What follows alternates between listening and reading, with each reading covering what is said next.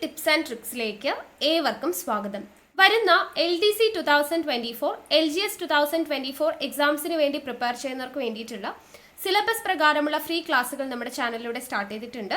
ഒരു ദിവസം 6 ക്ലാസ്സുകൾ വെച്ചാണ് നമ്മൾ നൽകിക്കൊണ്ടിരിക്കുന്നത്. അപ്പോൾ 6 ക്ലാസ്സുകളുടെ സമയം എപ്പോഴൊക്കെയാണ് എന്നുള്ളത് ഒരുപാട് പേര് ചോദിക്കാറുണ്ട്. അപ്പോൾ ഞാനൊന്ന് പറയാം.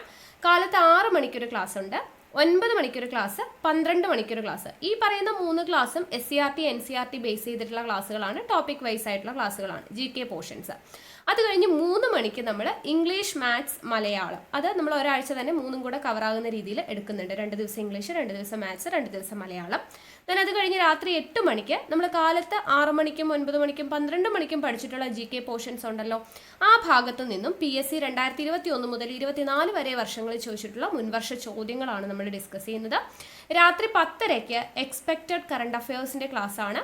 അതിൻ്റെ കൂട്ടത്തിൽ തന്നെ നമ്മൾ കലാ, കായികം, സാഹിത്യം, സംസ്കാരം എന്ന് പറയുന്ന ഭാഗവും കൂടെ ചെറിയ കോഡ്സും കണക്ഷൻസ് ഒക്കെ യൂസ് ചെയ്തിട്ട് പഠിക്കുന്നുണ്ട്. ഓക്കെ, അപ്പോൾ ഇങ്ങനെയാണ് 6 ക്ലാസ്സുകൾ വരുന്നത്. അപ്പോൾ രാത്രി 8 മണിക്കും 10:30ക്കും ലൈവ് ക്ലാസ്സുകളാണ്, ബാക്കി 4 റെക്കോർഡഡ് ക്ലാസ് ആണ്. ഇങ്ങനെ 6 ക്ലാസ്സുകൾ ഒരു ദിവസം നിങ്ങൾക്കായിട്ട് തരുന്നുണ്ട്. അപ്പോൾ മാക്സിമം ക്ലാസ്സുകൾ കണ്ട് പ്രയോജനപ്പെടുത്തുക. പിന്നെ ക്ലാസ് കാണാനിരിക്കുമ്പോൾ എപ്പോഴും പറയുന്നത് പോലെ നോട്ട്ബുക്കും പെന്നും കയ്യിൽ വേണം, നോട്ട്സ് തയ്യാറാക്കിയിട്ട് വേണം പഠിക്കാനായിട്ട്. പുതുതായിട്ട് നമ്മുടെ ചാനലിലോട്ട് വന്നിട്ടുള്ളവരുണ്ടെന്നുണ്ടെങ്കിൽ നിങ്ങൾ എന്ത് ചെയ്യുക, തുടക്കം മുതലേ കണ്ടുവരിക. അതിന് വേണ്ടിയിട്ട് നമ്മുടെ ടെലഗ്രാം ചാനലിൽ ജോയിൻ ചെയ്യുക. അവിടെ നമ്മൾ കൃത്യമായിട്ട് ഡേറ്റ് ഇട്ട് ഓരോ ദിവസവും ഓരോ സമയത്തും ഏതൊക്കെ ഭാഗങ്ങൾ പഠിക്കണം എന്നുള്ളത് കൃത്യമായിട്ട് ടൈം ടേബിൾ സഹിതം നമ്മളിങ്ങനെ ഇട്ട് തരുന്നുണ്ട്. പഠിക്കേണ്ടതിൻ്റെ ഇൻസ്ട്രക്ഷൻസ്, PDF ഇതെല്ലാം നിങ്ങൾക്ക് അവിടെ ലഭിക്കും. സോ ടെലഗ്രാമിൻ്റെ ലിങ്ക് ഞാൻ താഴെ ഡിസ്ക്രിപ്ഷൻ ബോക്സിൽ അല്ലെങ്കിൽ കമൻറ്റ് ബോക്സിൽ ഫസ്റ്റ് കമൻ്റ് ആയിട്ട് കൊടുത്തിട്ടുണ്ട്. ജോയിൻ ചെയ്യാത്തവരുണ്ടെങ്കിൽ ജോയിൻ ചെയ്യുക. പിന്നെ നമ്മുടെ ക്ലാസ്സുകളൊക്കെ ഇഷ്ടമാവുന്നുണ്ടെങ്കിൽ ഒന്ന് ഇപ്പം തന്നെ ലൈക്ക് ചെയ്യുക. അതുപോലെ എന്തെങ്കിലും സജഷൻസ് ഉണ്ടെങ്കിൽ താഴെ കമൻ്റ് ആയിട്ട് അറിയിക്കാം. മാക്സിമം ഫ്രണ്ട്സിനൊക്കെ ഒന്ന് വീഡിയോസ് ഷെയർ ചെയ്ത് കൊടുക്കുകയും കൂടെ ചെയ്യാം. അപ്പോൾ ഇന്നത്തെ ക്ലാസ്സിലോട്ട് കടക്കാം. ഇന്നത്തെ ക്ലാസ് എന്ന് പറയുന്നത് ഫിസിക്സിൽ നമ്മൾ കഴിഞ്ഞ ദിവസം ശബ്ദം എന്ന് പറയുന്ന ഭാഗം കംപ്ലീറ്റ് ആയിട്ട് SCRT പഠിച്ചല്ലോ. ഇന്നത്തെ ക്ലാസ്സിൽ പ്രകാശം എന്ന് പറയുന്ന ഭാഗമാണ് നമ്മൾ പഠിക്കുന്നത്. ഓക്കെ, അപ്പോൾ പ്രകാശം എന്ന് പറയുന്ന ഭാഗം നമ്മൾ മുഴുവൻ SCRT പാഠഭാഗങ്ങളും ഒരൊറ്റ വീഡിയോയിലൂടെയാണ് പഠിക്കാനായിട്ട് പോകുന്നത്. അപ്പോൾ എന്തായാലും നമുക്ക് വൈകാതെ തന്നെ ക്ലാസ്സിലോട്ട് കിടക്കാം. അപ്പോൾ പ്രകാശം എന്ന് പറയുന്ന ഈ ഒരു ഭാഗം നമ്മൾ പഠിക്കുന്നത് 10ാം ക്ലാസ്സിൽ 3 ചാപ്റ്ററാണ് നമുക്ക് പഠിക്കാനായിട്ടുള്ളത്. 4, 5, 6 അങ്ങനെ 3 ചാപ്റ്റർ പഠിക്കണം. അപ്പോൾ ആദ്യത്തെ ചാപ്റ്റർ 4ാമത്തേത് പ്രകാശത്തിൻ്റെ പ്രതിപതനം എന്നുള്ളതാണ് നമ്മുടെ ചാപ്റ്ററിൻ്റെ പേരെന്ന് പറയുന്നത്. അപ്പോൾ ആദ്യം തന്നെ നമുക്ക് ഇവിടെ ഒരു പിക്ചറാണ് കൊടുത്തിട്ടുള്ളത്. അപ്പോൾ ഈ പിക്ചർ നോക്കിയിട്ട് അവിടെ കുറച്ച് ക്വസ്റ്റ്യൻസ് കൊടുത്തിട്ടുണ്ട്.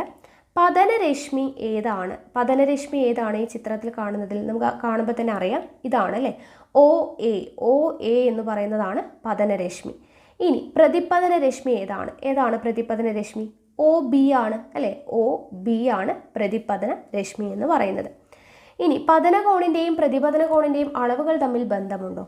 നമുക്കറിയാം പതനകോണും പ്രതിപതന കോണും എന്താണ്, തുല്യമായിരിക്കും അല്ലേ, തുല്യമായിരിക്കും എന്നുള്ളതാണ്. നിങ്ങൾ ആൻസർ ചെയ്യുക കേട്ടോ, തുല്യമായിരിക്കും.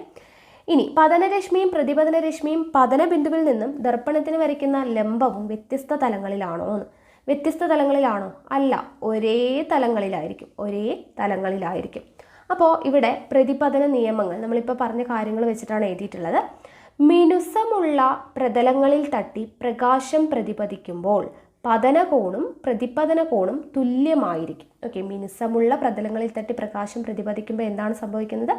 പതനകോണും പ്രതിപതന കോണും തുല്യമായിരിക്കും. പതനരശ്മിയും പ്രതിപതന രശ്മിയും പതനബിന്ദുവിലേക്ക് പ്രതിപതന തലത്തിൽ നിന്ന് വരയ്ക്കുന്ന ലംബവും എങ്ങനെയായിരിക്കും? ഒരേ തലത്തിലായിരിക്കും. അതാണ് നമ്മളിപ്പോൾ പറഞ്ഞത് അല്ലേ. ഇനി ഇവിടെ നോക്കുക, 2 ചിത്രം നൽകിയിട്ടുണ്ട് അല്ലേ. ഇവിടെ ഒന്നാമത്തെ ചിത്രത്തിൽ എങ്ങനെയാണ്? പ്രതലം മിനുസമാണ് അല്ലേ. 2 പ്രതലങ്ങളുണ്ട്, അതിലെ ഉപരിതലങ്ങൾ തമ്മിൽ എന്ത് വ്യത്യാസമാണ് നമുക്ക് കാണുന്നതെന്ന് ചോദിച്ചു കഴിഞ്ഞാൽ ഒന്നാമത്തേത് മിനുസമാണ്. കാരണം എന്താണ്? എല്ലാ പതനരശ്മികളും വന്ന് പതിക്കുന്നത് കറക്റ്റായിട്ടാണ് അല്ലേ. അപ്പോൾ ഒന്നാമത്തെ ചിത്രത്തിൽ പ്രതലം മിനുസവും രണ്ടാമത്തേതിൽ പ്രതലം എങ്ങനെയാണ്? ക്രമരഹിതമായിട്ടാണ് ഉള്ളത് അല്ലേ. അപ്പോൾ ഈ പ്രതിപതനത്തിന് ശേഷം പ്രകാശരശ്മികൾ സമാന്തരമായാണോ സഞ്ചരിക്കുന്നത്? ഏതിൽ? രണ്ടാമത്തേതിൽ, Bയിലാണ് ചോദിക്കുന്നത്. സമാന്തരമായിട്ടാണോ? അല്ല. അപ്പോൾ മിനുസമല്ലാത്ത പ്രതലത്തിൽ എന്താണ് പതിക്കുന്ന സമയത്ത് പ്രകാശം എങ്ങനെയാണ്? ക്രമരഹിതമായിട്ടാണ് എന്ത് ചെയ്യുന്നത്? പ്രതിപതിക്കുന്നത് അല്ലേ. നമുക്ക് ചിത്രം കാണുമ്പോൾ അറിയുന്നുണ്ട്. അപ്പോൾ മിനുസമല്ലാത്ത പ്രതലത്തിൽ പതിക്കുമ്പോൾ പ്രകാശം ക്രമരഹിതമായിട്ട് പ്രതിപതിക്കുന്നു. ഇതിനെയാണ് വിസരിത പ്രതിപതനം എന്ന് നമ്മൾ പറയുന്നത്. മിനുസമല്ലാത്ത പ്രതലത്തിൽ പതിക്കുമ്പോൾ പ്രകാശം ക്രമരഹിതമായി പ്രതിപദിക്കുന്നതിനെയാണ് വിസരിത പ്രതിപതനം എന്ന് പറയുന്നത്. അപ്പോൾ ഇവിടെ പ്രതിപതനം സംഭവിക്കുന്നുണ്ടെങ്കിലും എന്ത് ചെയ്യുന്നില്ല? പ്രതിബിംബം രൂപീകരിക്കപ്പെടുന്നില്ല. അന്തരീക്ഷത്തിലെ പൊടിപടലങ്ങളിൽ സൂര്യപ്രകാശത്തിന് സംഭവിക്കുന്നത് എന്താണ്? വിസരിത പ്രതിപതനമാണ്. ഇതാണ് വിസരണം എന്നറിയപ്പെടുന്നത്. അന്തരീക്ഷത്തിലെ പൊടിപടലങ്ങളിൽ സൂര്യപ്രകാശത്തിന് സംഭവിക്കുന്നത് എന്താണ്? വിസരണം, വിസരിത പ്രതിപതനമാണ്. അതുകൊണ്ടാണ് അതിനെ വിസരണം എന്ന് നമ്മൾ പറയുന്നത്. ഇനി ചിത്രം 4.2a-യിൽ ക്രമപ്രതിപതനമാണ് ചിത്രീകരിച്ചിരിക്കുന്നത്. ചിത്രം നിരീക്ഷിച്ച് ഇത്തരം പ്രതിപതനങ്ങൾക്ക് ഒരു നിർവചനം, അപ്പോൾ ക്രമപ്രതിപതനത്തിനുള്ള നിർവചനമാണ് പറയേണ്ടത്. എന്താണ്? മിനുസവും ക്രമവുമായിട്ടുള്ള പ്രതലത്തിൽ പ്രകാശരശ്മികൾ പതിക്കുമ്പോൾ എന്ത് സംഭവിക്കും? പ്രതിപതനത്തിന് ശേഷം പ്രകാശരശ്മികൾ സമാന്തരമായിട്ട് കടന്നു പോകുന്നു, അല്ലേ? അതല്ലേ ക്രമപ്രതിപതനം എന്ന് പറയുന്നത്. മിനുസവും ക്രമവുമായിട്ടുള്ള പ്രതലത്തിൽ പ്രകാശരശ്മികൾ പതിക്കുമ്പോൾ എന്ത് സംഭവിക്കും? പ്രതിപതനത്തിന് ശേഷം പ്രകാശരശ്മികൾ സമാന്തരമായി കടന്നു പോകുന്നു. ഇതാണ് ക്രമപ്രതിപതനം എന്ന് പറയുന്നത്. വേണ്ടവരുണ്ടെങ്കിൽ എഴുതി വെക്കുക കേട്ടോ. ഓക്കെ, ക്രമപ്രതിപതനത്തിൻ്റെ നിർവചനം ഇങ്ങനെയാണ് വരുന്നത്. ഇനി ഇവിടെ നോക്കുക, സമതല ദർപ്പണങ്ങളുടെ പ്രതിബിംബ രൂപീകരണം എന്ന് പറഞ്ഞ് തന്നിട്ടുണ്ട്, അല്ലേ? അപ്പോൾ ഇവിടെ നോക്കുക, ദർപ്പണത്തിൽ നിന്ന് വസ്തുവിലേക്കും പ്രതിബിംബത്തിലേക്കുമുള്ള അകലം എങ്ങനെയാണ്? ദർപ്പണത്തിൽ നിന്നും വസ്തുവിലേക്കുള്ള പ്രതിബിംബത്തിലേക്കുള്ള അകലം എന്ന് പറയുന്നത് തുല്യമായിരിക്കും, അല്ലേ? രണ്ടിലേക്കുള്ള അകലം എന്ന് പറയുന്നത് തുല്യമായിരിക്കും. പ്രതിബിംബം യഥാർത്ഥമാണോ മിഥ്യയാണോ? പ്രതിബിംബം എന്ന് പറയുന്നത് യഥാർത്ഥമാണോ മിഥ്യയാണോ എന്നാണ് ചോദിക്കുന്നത്. എന്തായിരിക്കും? മിഥ്യയായിരിക്കും. ഓക്കെ, പ്രതിബിംബം മിഥ്യയായിരിക്കും. ദെൻ പ്രതിബിംബത്തിൻ്റെ വലുപ്പം എങ്ങനെയാണ്? അതേ വലുപ്പത്തിലായിരിക്കും ഉണ്ടാവുക. ഓക്കെ, പ്രതിബിംബത്തിൻ്റെ വലുപ്പം അതേ വലുപ്പത്തിലാണ്. അപ്പോൾ സമതല ദർപ്പണങ്ങളുടെ പ്രതിബിംബ രൂപീകരണമാണ് പറയുന്നത്. സമതല ദർപ്പണത്തിൽ നിന്നും വസ്തുവിലേക്കും പ്രതിബിംബത്തിലേക്കുമുള്ള അകലം എങ്ങനെയായിരിക്കും? സമതല ദർപ്പണങ്ങളിൽ തുല്യമായിരിക്കും. പ്രതിബിംബം മിഥ്യയായിരിക്കും. പ്രതിബിംബത്തിൻ്റെ അതേ വലുപ്പമായിരിക്കും നമുക്ക് കാണാനായിട്ട് പറ്റുന്നത്. ഓക്കെ, അപ്പോൾ ഇതാണ് സമതല ദർപ്പണത്തിലുള്ള പ്രതിബിംബ രൂപീകരണം എന്ന് പറയുന്നത്. ഇനി ഇവിടെ ചോദിച്ചിരിക്കുന്നത് നോക്കുക, വസ്തുക്കളിൽ തട്ടിവരുന്ന പ്രകാശത്തിന് ദർപ്പണങ്ങളിൽ വെച്ച് പ്രതിപതനം സംഭവിക്കുമ്പോഴാണ് പ്രതിബിംബം രൂപീകരിക്കപ്പെടുന്നത്, അല്ലേ? പ്രതിബിംബം എങ്ങനെയാണ് രൂപീകരിക്കുന്നത്? വസ്തുക്കളിൽ തട്ടിവരുന്ന പ്രകാശത്തിന് ദർപ്പണങ്ങളിൽ വെച്ച് പ്രതിപതനം സംഭവിക്കുമ്പോഴാണ് പ്രതിബിംബം രൂപീകരിക്കപ്പെടുന്നത്. ദർപ്പണങ്ങളുടെ എണ്ണം വർദ്ധിപ്പിക്കുക വഴി വസ്തുക്കളിൽ നിന്നുള്ള പ്രകാശരശ്മികളെ കൂടുതൽ പ്രതിപതനങ്ങൾക്ക് വിധേയമാക്കാനാവില്ലേ? അങ്ങനെയെങ്കിൽ 2 ദർപ്പണങ്ങൾ ഉപയോഗിക്കുമ്പോൾ ഒരു വസ്തുവിൻ്റെ എത്ര പ്രതിബിംബങ്ങൾ ഒരേ സമയം നമുക്ക് കാണാൻ കഴിയും? എത്ര പ്രതിബിംബങ്ങളാണ് ഒരേ സമയം കാണാൻ കഴിയുന്നത്? എത്രയാണ്? അപ്പോൾ ദർപ്പണങ്ങൾ തമ്മിലുള്ള കോണളവിനനുസരിച്ച് പ്രതിബിംബങ്ങളുടെ എണ്ണവും എങ്ങനെയിരിക്കും? വ്യത്യാസപ്പെട്ടിരിക്കും. ഓക്കെ, അപ്പോൾ വസ്തുവിൻ്റെ പ്രതിബിംബങ്ങൾ അതായത് 2 ദർപ്പണങ്ങൾ ഉപയോഗിക്കുന്ന സമയത്ത് ഒരു വസ്തുവിൽ എത്ര പ്രതിബിംബങ്ങളാണ് നമുക്ക് ഒരേ സമയം കാണാൻ കഴിയുക എന്നുള്ളതാണ് ചോദ്യം. അപ്പോൾ അതിൻ്റെ ഉത്തരം എന്താണ്? ദർപ്പണങ്ങൾ തമ്മിലുള്ള കോണളവിനനുസരിച്ച് പ്രതിബിംബങ്ങളുടെ എണ്ണം എങ്ങനെയിരിക്കും? വ്യത്യാസപ്പെട്ടിരിക്കും എന്നുള്ളത് ഓർത്തിരിക്കുക. ഓക്കെ, ഇനി ആവർത്തന പ്രതിപതനവും പ്രതിബിംബ രൂപീകരണവുമാണ് നൽകിയിരിക്കുന്നത്. ഇവിടെ നോക്കുക, ഇവിടെ നമുക്കൊരു പരീക്ഷണം തന്നിട്ടുണ്ട്, അല്ലേ? അതായത് 2 സമതല ദർപ്പണങ്ങളെ അവയുടെ അരികുകൾ ചേർത്ത് വരത്തക്ക വിധത്തിൽ ചിത്രത്തിൽ കാണുന്നത് പോലെ ക്രമീകരിക്കുക. ഒരു മെഴുകുതിരി കത്തിച്ച് അവയ്ക്കിടയിൽ വയ്ക്കുക. മെഴുകുതിരിയുടെ എത്ര പ്രതിബിംബങ്ങൾ നിങ്ങൾക്ക് കാണാനാകുന്നുണ്ട്? ദർപ്പണങ്ങൾ തമ്മിലുള്ള കോണളവുകൾ വ്യത്യാസപ്പെടുത്തി പ്രതിബിംബങ്ങളുടെ എണ്ണം കണക്കാക്കുക. ഓക്കെ, അപ്പോൾ കോണളവുകൾ വ്യത്യാസപ്പെടുത്തുന്നതിനനുസരിച്ച് പ്രതിബിംബങ്ങളുടെ എണ്ണം എങ്ങനെയാണ് വരുന്നത്? 45. കോണളവ് 45 വരുന്ന സമയത്ത് പ്രതിബിംബങ്ങളുടെ എണ്ണം എത്രയാണ്? 7 ആണ് വരിക. ഓക്കെ, പ്രതിബിംബങ്ങളുടെ എണ്ണം 7 ആണ് വരിക. അത് കാണാനുള്ള ഇക്വേഷൻ ഞാൻ ഡയറക്റ്റ് ഉത്തരം പറയുന്നില്ല. പ്രതിബിംബങ്ങളുടെ എണ്ണം കാണുന്നത് എങ്ങനെയാണ്? 360/θ-1 ആണ്. ഓക്കെ, 300 ഇവിടെ ഇക്വേഷൻ കൊടുത്തിട്ടുണ്ട്. പ്രതിബിംബങ്ങളുടെ എണ്ണം കാണാനുള്ളത് 360/θ-1 എന്നുള്ളതാണ്. അപ്പോൾ നമുക്ക് ഈ ഓരോ തീറ്റ എന്ന് പറയുന്നതാണ് ആംഗിൾ, അല്ലേ? അപ്പോൾ ഇവിടെ നമുക്ക് ആംഗിൾ ഇട്ട് കൊടുത്തു കഴിഞ്ഞാൽ നമുക്ക് ആൻസർ കിട്ടും. അപ്പോൾ പ്രതിബിംബങ്ങളുടെ എണ്ണം കാണാനായിട്ട് 45 ആണെങ്കിൽ എന്ത് വരും? 360/45, അല്ലേ? 360/45 -1 എന്നാണ് വരിക. അപ്പോൾ 360/45 -1 എന്ന് പറയുമ്പോൾ ഇവിടെ എത്ര പ്രാവശ്യം പോകും? 45 360 എത്ര പ്രാവശ്യം പോകും? അതാണ് നമുക്ക് നോക്കേണ്ടത്. 360 45 എത്ര പ്രാവശ്യം പോകും? 8 പ്രാവശ്യം പോകും. 8 45 എത്രയാണ്? 360 ആണ്. സോ 8 കിട്ടി. ഇപ്പം 8 ഇവിടെ ഒരു -1 ഉണ്ട്. 8 - 1 എത്രയാണ്? 7. അപ്പോൾ 45 ആവുമ്പോൾ നമ്മുടെ പ്രതിബിംബങ്ങളുടെ എണ്ണം, കോണളവ് 45 ആവുമ്പോൾ പ്രതിബിംബങ്ങളുടെ എണ്ണം എത്രയാണ്? 7 ആണ്. എങ്ങനെയാണ് വന്നതെന്ന് മനസ്സിലായല്ലോ? ഈ ഇക്വേഷനിൽ സബ്സ്റ്റിറ്റ്യൂട്ട് ചെയ്യുക. പ്രതിബിംബങ്ങളുടെ എണ്ണം കാണാനുള്ള ഇക്വേഷൻ എന്താണ്? n = 360/θ - 1. ആ തീറ്റയുടെ സ്ഥാനത്ത് നമുക്ക് തന്നിട്ടുള്ള ആംഗിൾ ഇട്ട് കൊടുക്കുക. ഇനി അടുത്തത് നോക്കുക, 60 അല്ലേ? 60 കോണളവാകുമ്പോൾ 360 ÷ 60 - 1 എന്ന് പറയുന്ന ഇക്വേഷൻ വരും. അപ്പം നമുക്ക് ചെയ്യേണ്ടതായിട്ട് എങ്ങനെയാണ് ചെയ്യുക? എത്ര പ്രാവശ്യം പോകും അല്ലേ? 360 എത്ര പ്രാവശ്യം പോകും? നമുക്കറിയാം 6 ആണ് 36. അപ്പോൾ 60 60 പ്രാവശ്യം പോകും അല്ലേ? 6 പ്രാവശ്യം പോകും അല്ലേ? 6 60 36 ആണ്. 6 60 360. അപ്പോൾ 6 പ്രാവശ്യമാണ് ഇവിടെ പോവുക. 6 പ്രാവശ്യം പോയി 6 - 1 എത്രയാണ്? 5 ആണ് വരിക അല്ലേ? 6 - 1 5. ഇനി അടുത്ത കോണളവ് നമുക്ക് തന്നിട്ടുള്ളത് 90 ആണ്. അപ്പോൾ അതും ഇവിടെ ഇട്ട് കൊടുക്കുക അല്ലേ? 360 ÷ 90 - 1. അപ്പോൾ 90 - 1. 90 എന്ന് പറയുന്നത് 36 എത്ര പ്രാവശ്യം പോകും? 4 9 36 ആണ് അല്ലേ? അപ്പോൾ 90 എന്ന് പറയുന്നത് ഇവിടെ എത്ര പ്രാവശ്യം പോകും? 4 പ്രാവശ്യം പോകും. 4 90 360 വരും. അപ്പോൾ 4 - 1 എത്രയാണ്? 3. അപ്പോൾ പ്രതിബിംബങ്ങളുടെ എണ്ണം എത്രയാണ്? 90 ഡിഗ്രി കോണളവാകുമ്പോൾ പ്രതിബിംബങ്ങളുടെ എണ്ണം 3 ആണ് വരിക. ഇനി അടുത്ത ആംഗിൾ തന്നിട്ടുണ്ട് 120. അപ്പോൾ 360/120 അല്ലേ? 360/120 -1 ആണ്. അപ്പോൾ 120 എത്ര പ്രാവശ്യം പോകും? 3 പ്രാവശ്യം അല്ലേ? 12 3 ആണ് 36 അല്ലേ? 12 3 ആണ് 36. അപ്പോൾ 120 എന്ന് പറയുന്നത് 360 ആണ്. അപ്പോൾ നമുക്ക് 3 എന്ന് കിട്ടി. 3ൽ നിന്ന് 1 പോയാൽ എത്രയാണ്? 2. അപ്പോൾ 120 എന്ന് പറയുന്ന ആംഗിൾ ആകുമ്പോൾ പ്രതിബിംബങ്ങളുടെ എണ്ണം എത്രയാണ്? 2 ആണ്. അടുത്തത് 180 എന്ന് പറയുന്ന കോണളവാണ് തന്നിരിക്കുന്നത്. അപ്പോൾ 360 ÷ 180 -1. നമുക്കറിയാം 180 എന്ന് പറയുമ്പോൾ 2 പ്രാവശ്യമാണ് അല്ലേ? 180 ആണ് 360. അപ്പോൾ 2 പ്രാവശ്യം പോകും. 2ൽ നിന്ന് 1 പോയാൽ എത്രയാണ്? 1. അപ്പോൾ 180 എന്ന് പറയുന്ന കോണളവാകുമ്പോൾ നമ്മുടെ പ്രതിബിംബങ്ങളുടെ എണ്ണം എത്രയാണ്? 1 ആണ് വരിക. അപ്പോൾ ഈ ഒരു ഇക്വേഷൻ പഠിച്ചു വയ്ക്കുക. പ്രതിബിംബങ്ങളുടെ എണ്ണം കാണാനുള്ള ഇക്വേഷൻ എന്താണ്? n = 360/θ - 1 ആണ് വരിക. ഓക്കെ. ഇനി അടുത്തത് നോക്കുക, ദർപ്പണങ്ങളുടെ വീക്ഷണ വിസ്തൃതിയും പ്രതിബിംബത്തിൻ്റെ സ്വഭാവവും എന്ന് പറഞ്ഞ് തന്നിട്ടുണ്ട്. അപ്പോൾ കോൺവെക്സ് ദർപ്പണം, കോൺകേവ് ദർപ്പണം, സമതല ദർപ്പണം എന്നിങ്ങനെ ദർപ്പണങ്ങൾ വിവിധ തരത്തിലുണ്ട്. ദർപ്പണങ്ങൾ രൂപപ്പെടുത്തുന്ന പ്രതിബിംബത്തിൻ്റെ സ്ഥാനം, വലുപ്പം, സവിശേഷതകൾ എന്നിവയ്ക്കനുസരിച്ച് ഇവയെ വിവിധ സന്ദർഭങ്ങളിൽ പ്രയോജനപ്പെടുത്തുകയാണ് ചെയ്യുന്നത്. താഴെ കൊടുത്തിട്ടുള്ള പട്ടിക നിരീക്ഷിക്കുക. അപ്പോൾ ഇവിടെ നോക്കുക, ഏതൊക്കെയാണ് വ്യത്യസ്തമായിട്ടുള്ള ദർപ്പണങ്ങൾ കൊടുത്തിട്ടുണ്ട്.